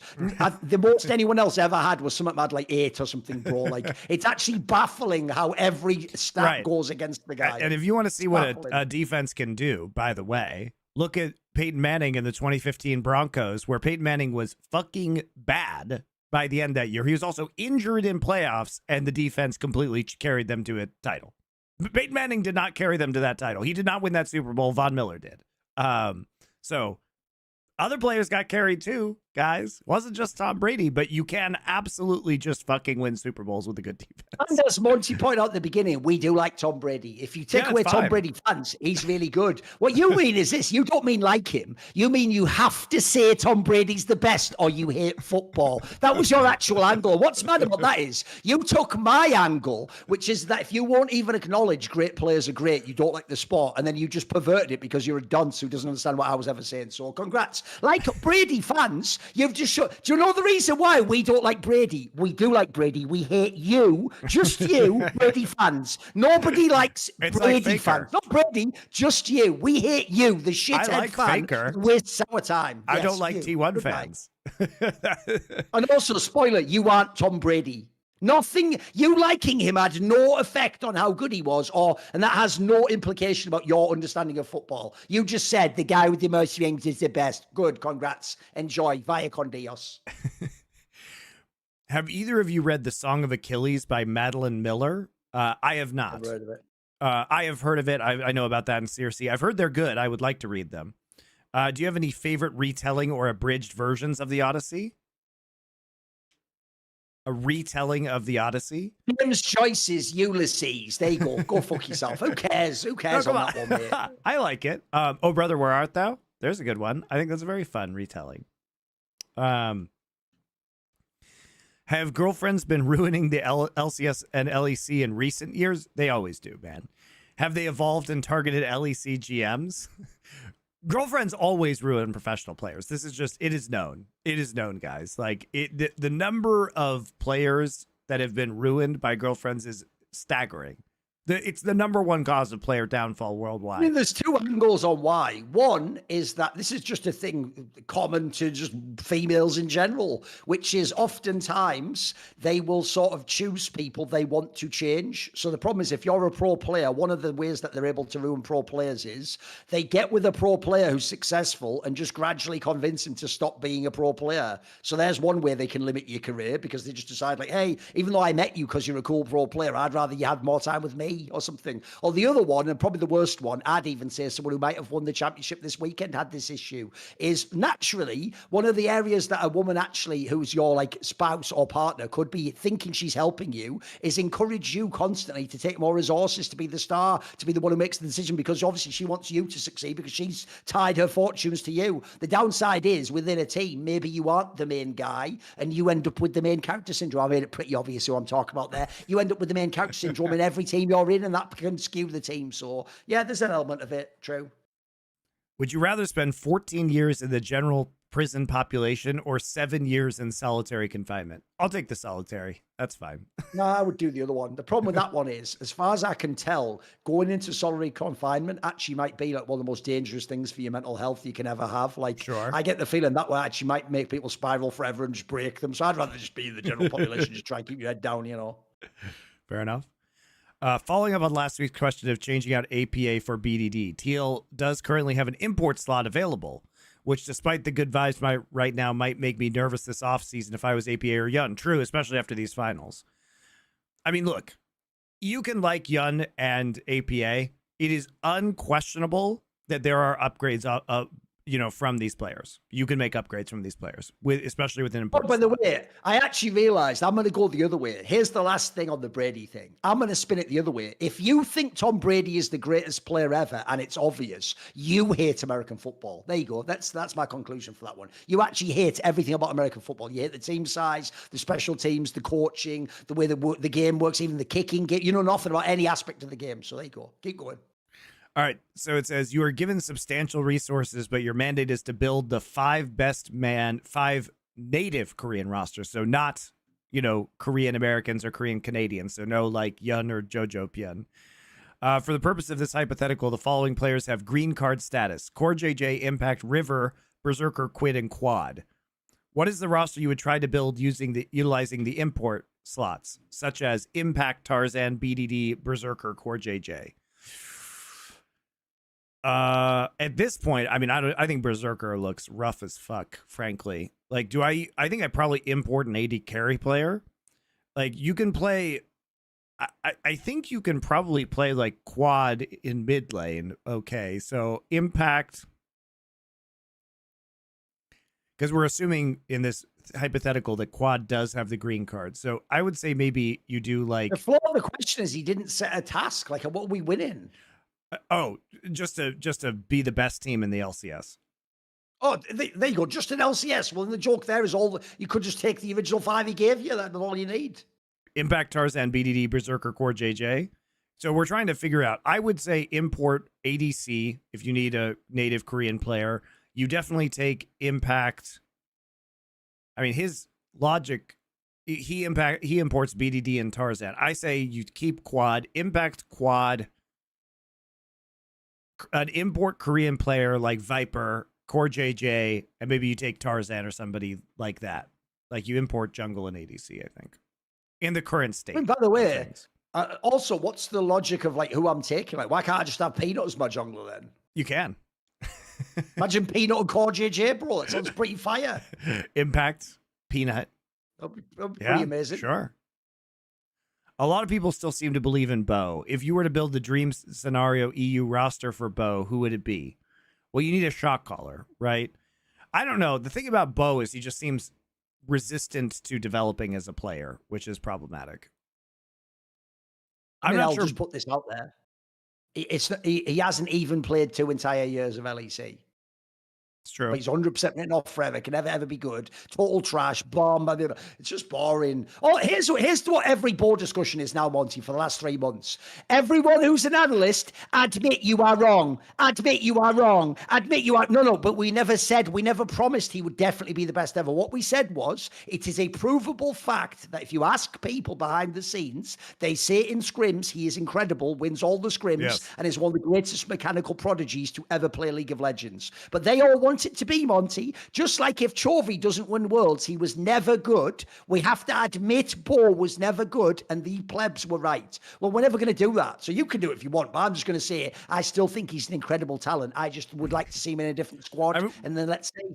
We've also said like pairing Bo with Niski would be a very interesting experiment. At this point, they need each other, bro. Like at this point, they're both in a dodgy spot. So why not just put them together? Then put like a top laner who makes sense, Yeah, if you had this guy said irrelevant / Odo, Bo, Doinby, Carzzy, and Labrov. I don't know why Doinby. I think you put Niski in that lineup, and it actually makes a lot of sense, right? He means Doinby because it's the only mid laner that ever succeeded with Bo. They're doing that angle, sure. But Doinby doesn't play League of Legends anymore, so obviously we're not doing that, are we?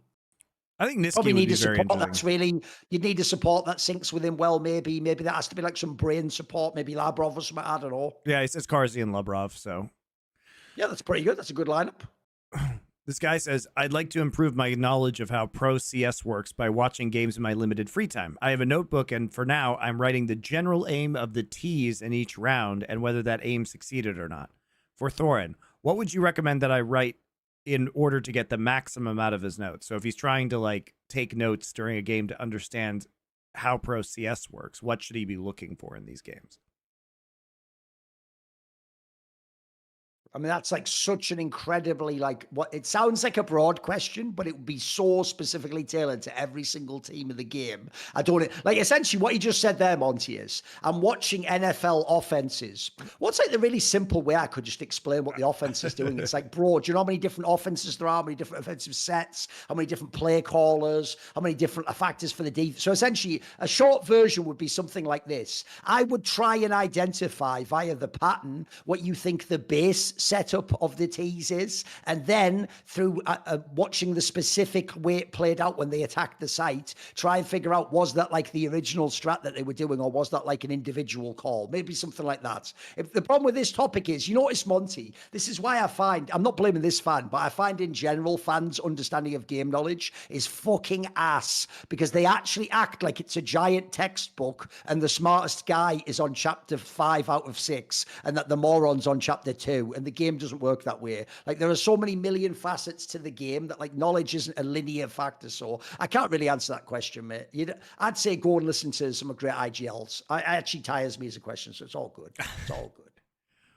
What would you do if you were T1 this offseason? I think Faker has been a black hole in draft and on the Rift.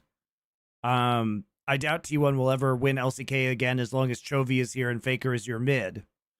Unfortunately for T1, Faker is the only one under contract until 2025. So how would you build around him? I mean, I think it's tough.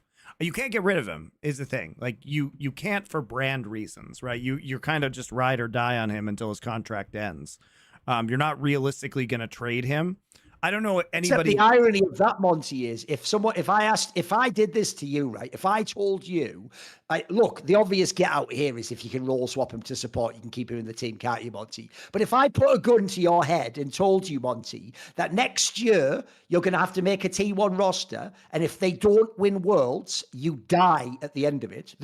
And you can't roll swap.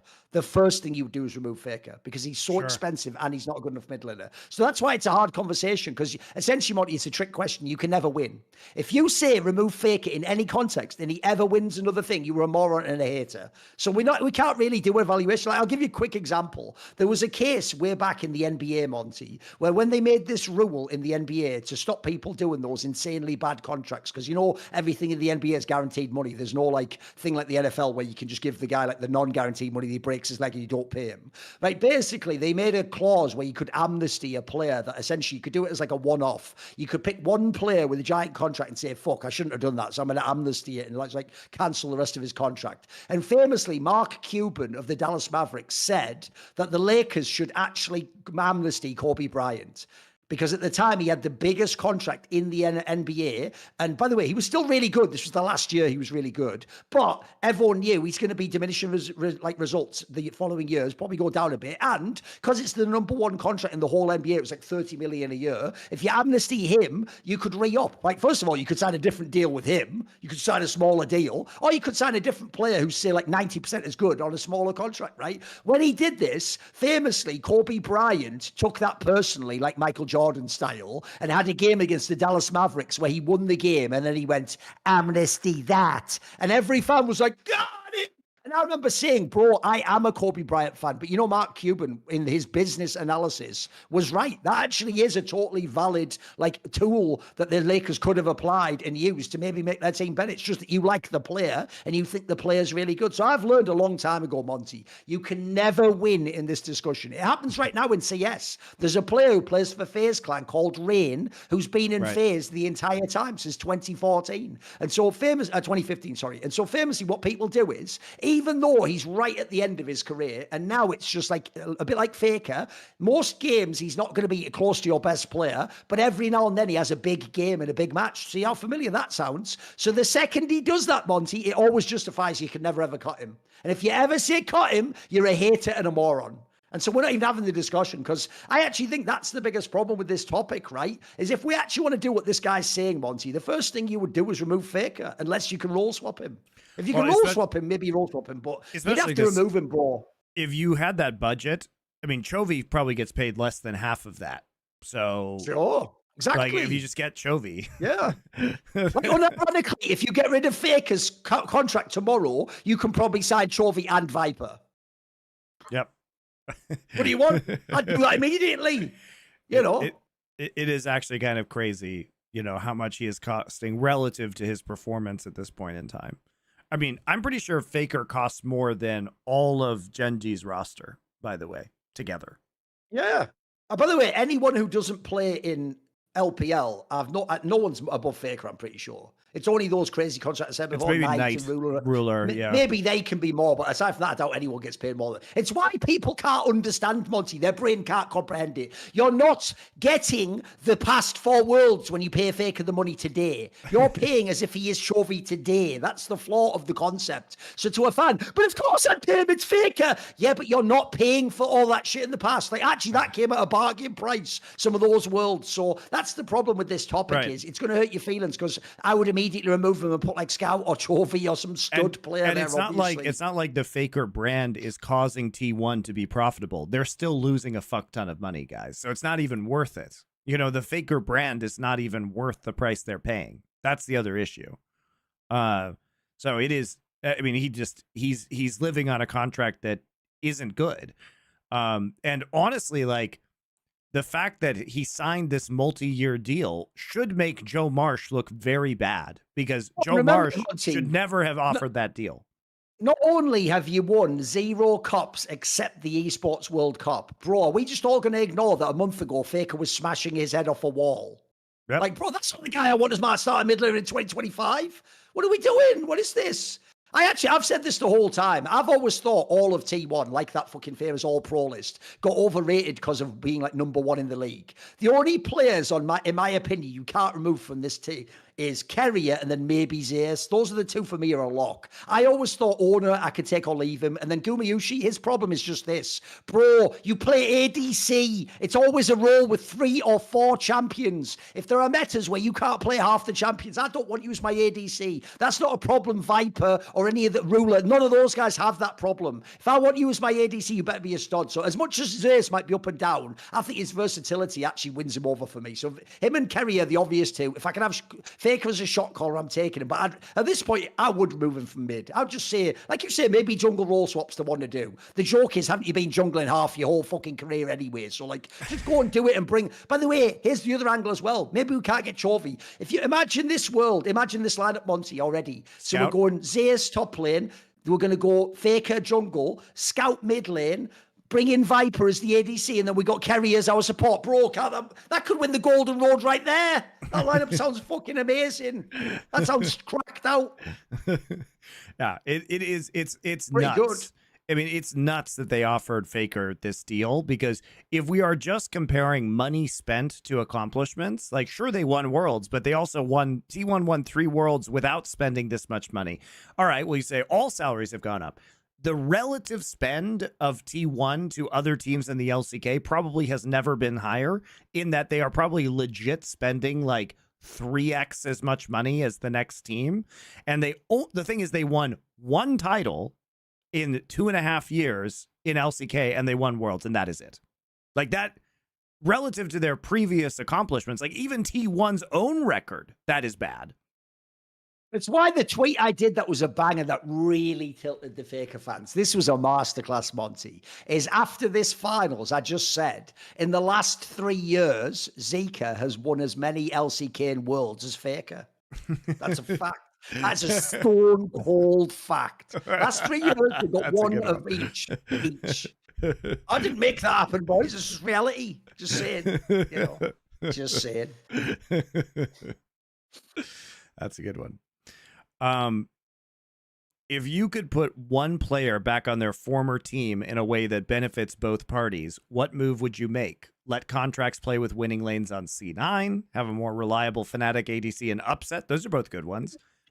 No, but I like the idea because he's a Western fan. Like, I wasn't even going with contracts joining C9, man. I was like offering LPL or LCK. I love Western fans. When you start with contracts on C9, like, contracts, okay, and you keep going. What are the other options? Those are the ones.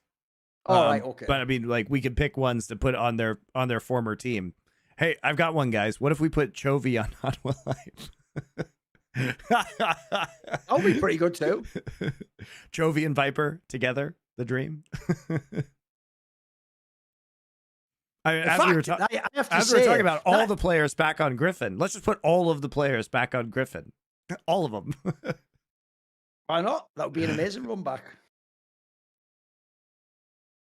Can we put score back on KT? That would be awesome for me right now. I don't want to watch Viewership anymore.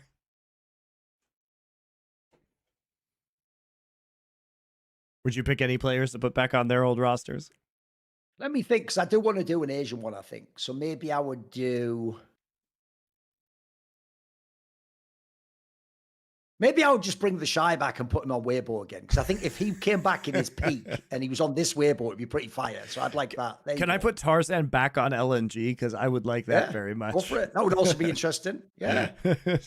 I missed that iteration of LNG from last year. That's actually that's so sad, isn't it? Because again, by the way, notice the margins we're talking about here, Monty. If it's like Peanut, he chokes at Worlds, and Chovy and Tarzan yeah, but what else? Like the circuit isn't only Worlds, and you are aware there's no opposite to that, Monty. Where's the player that guaranteed wins Worlds? It doesn't exist. Like even Faker lost some, for fuck's sake. Like, so it's such a fake razor. Like if you're good, you're good. And these players are really good. Like Tarzan was mega. He probably should never have left LG. I'm sad that even happened. Here's one for you, Thorin. Can I put Scout back on T1? Technically, yeah. Can I put Scout back on T1? Probably makes them a better team right now. Do you think 100 Thieves making Worlds makes it less likely they sell? I think that decision's already been made. Guys, I don't think that they are waiting. They were waiting around to see if 100 Thieves makes Worlds. That's the part I don't get. What does he think changes? Do they still think, please tell me no. Please tell me they don't think by qualifying to Worlds, like McDonald's just called them, hey, can we sponsor you now and give you the money? Magic Money Fairy comes down and sprinkles them. I mean, they did used to think that. They did used to think that was going to happen. And it did to a certain degree. But I don't think that should or would affect or could even affect the decision making, because I imagine that if they are going to do this quickly and like prep for next year, that decision has already been made. They already signed. Oh, yeah. No, I've got an answer actually. Oh, my bad. I know what my answer is. I like to rewind, Monty, to the question about putting people on former teams, which is I want to put Reckless onto Carmine Corp again, because he did play for them in the LFL. So I'm going to put him onto Carmine Corp org in the LEC, and let's just see how it plays out. You know what, Reckless? You enjoy those fans, motherfucker. Let's see how this plays out. Let's see how it they deserve each other.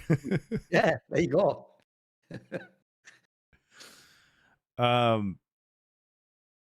do you protect your eyes if you have to spend a lot of time on the computer? Well, that's the fun part. I just get migraines. You tell me. I fuck this up all the time. Like, I actually do get headaches if I look at the computer screen too much. You might actually for real need glasses, because that's why I originally got glasses, Monty. I don't need them to read. What I have is I have that thing where one eye's like slightly stronger, so it just takes over all the time. And basically, when I used to be at school, I used to sometimes some computers get a migraine, and all they did was give me like glasses that, you know, like boosted the left eye by like 10%, and that took it away. So maybe you have something similar. Maybe you have some factor maybe that's it. Strain in the eye or something. Or get the blue light blockers or something. Maybe you need something like that, mate. All right, we'll do one more question, guys. I have to get on a plane tomorrow, so I can't stretch this out too much longer. I'm going back to the States for a little bit.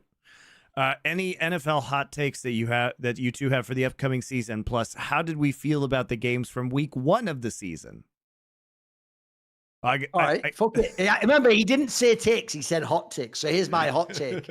Aaron Rodgers, MVP of the NFL. Nice. Sit on it. Shut up, swivel. I don't give a fuck. Hot take, I'm going to say NFL MVP again. Again, a 5th time, boys, a 5th. By the way, wait a minute. Brady, does he have 5? Oh, shit, he doesn't. My bad. 3, just the 3 for him. My bad. Weird how that likes, isn't it? Best player ever for like 20 years, just the 3 MVPs. What's going on? You see, Thorin, he was just so clutch. He wasn't a regular season performer. There you go. Exactly. Well, that's the sad thing is they believe that, Monty. They actually say, "Oh, but it doesn't matter in the regular season, so he was waiting for when it matters." Like they all matter, you dumb fuck. All the games matter.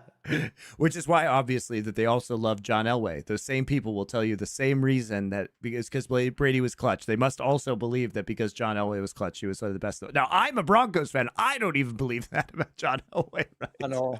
I don't know.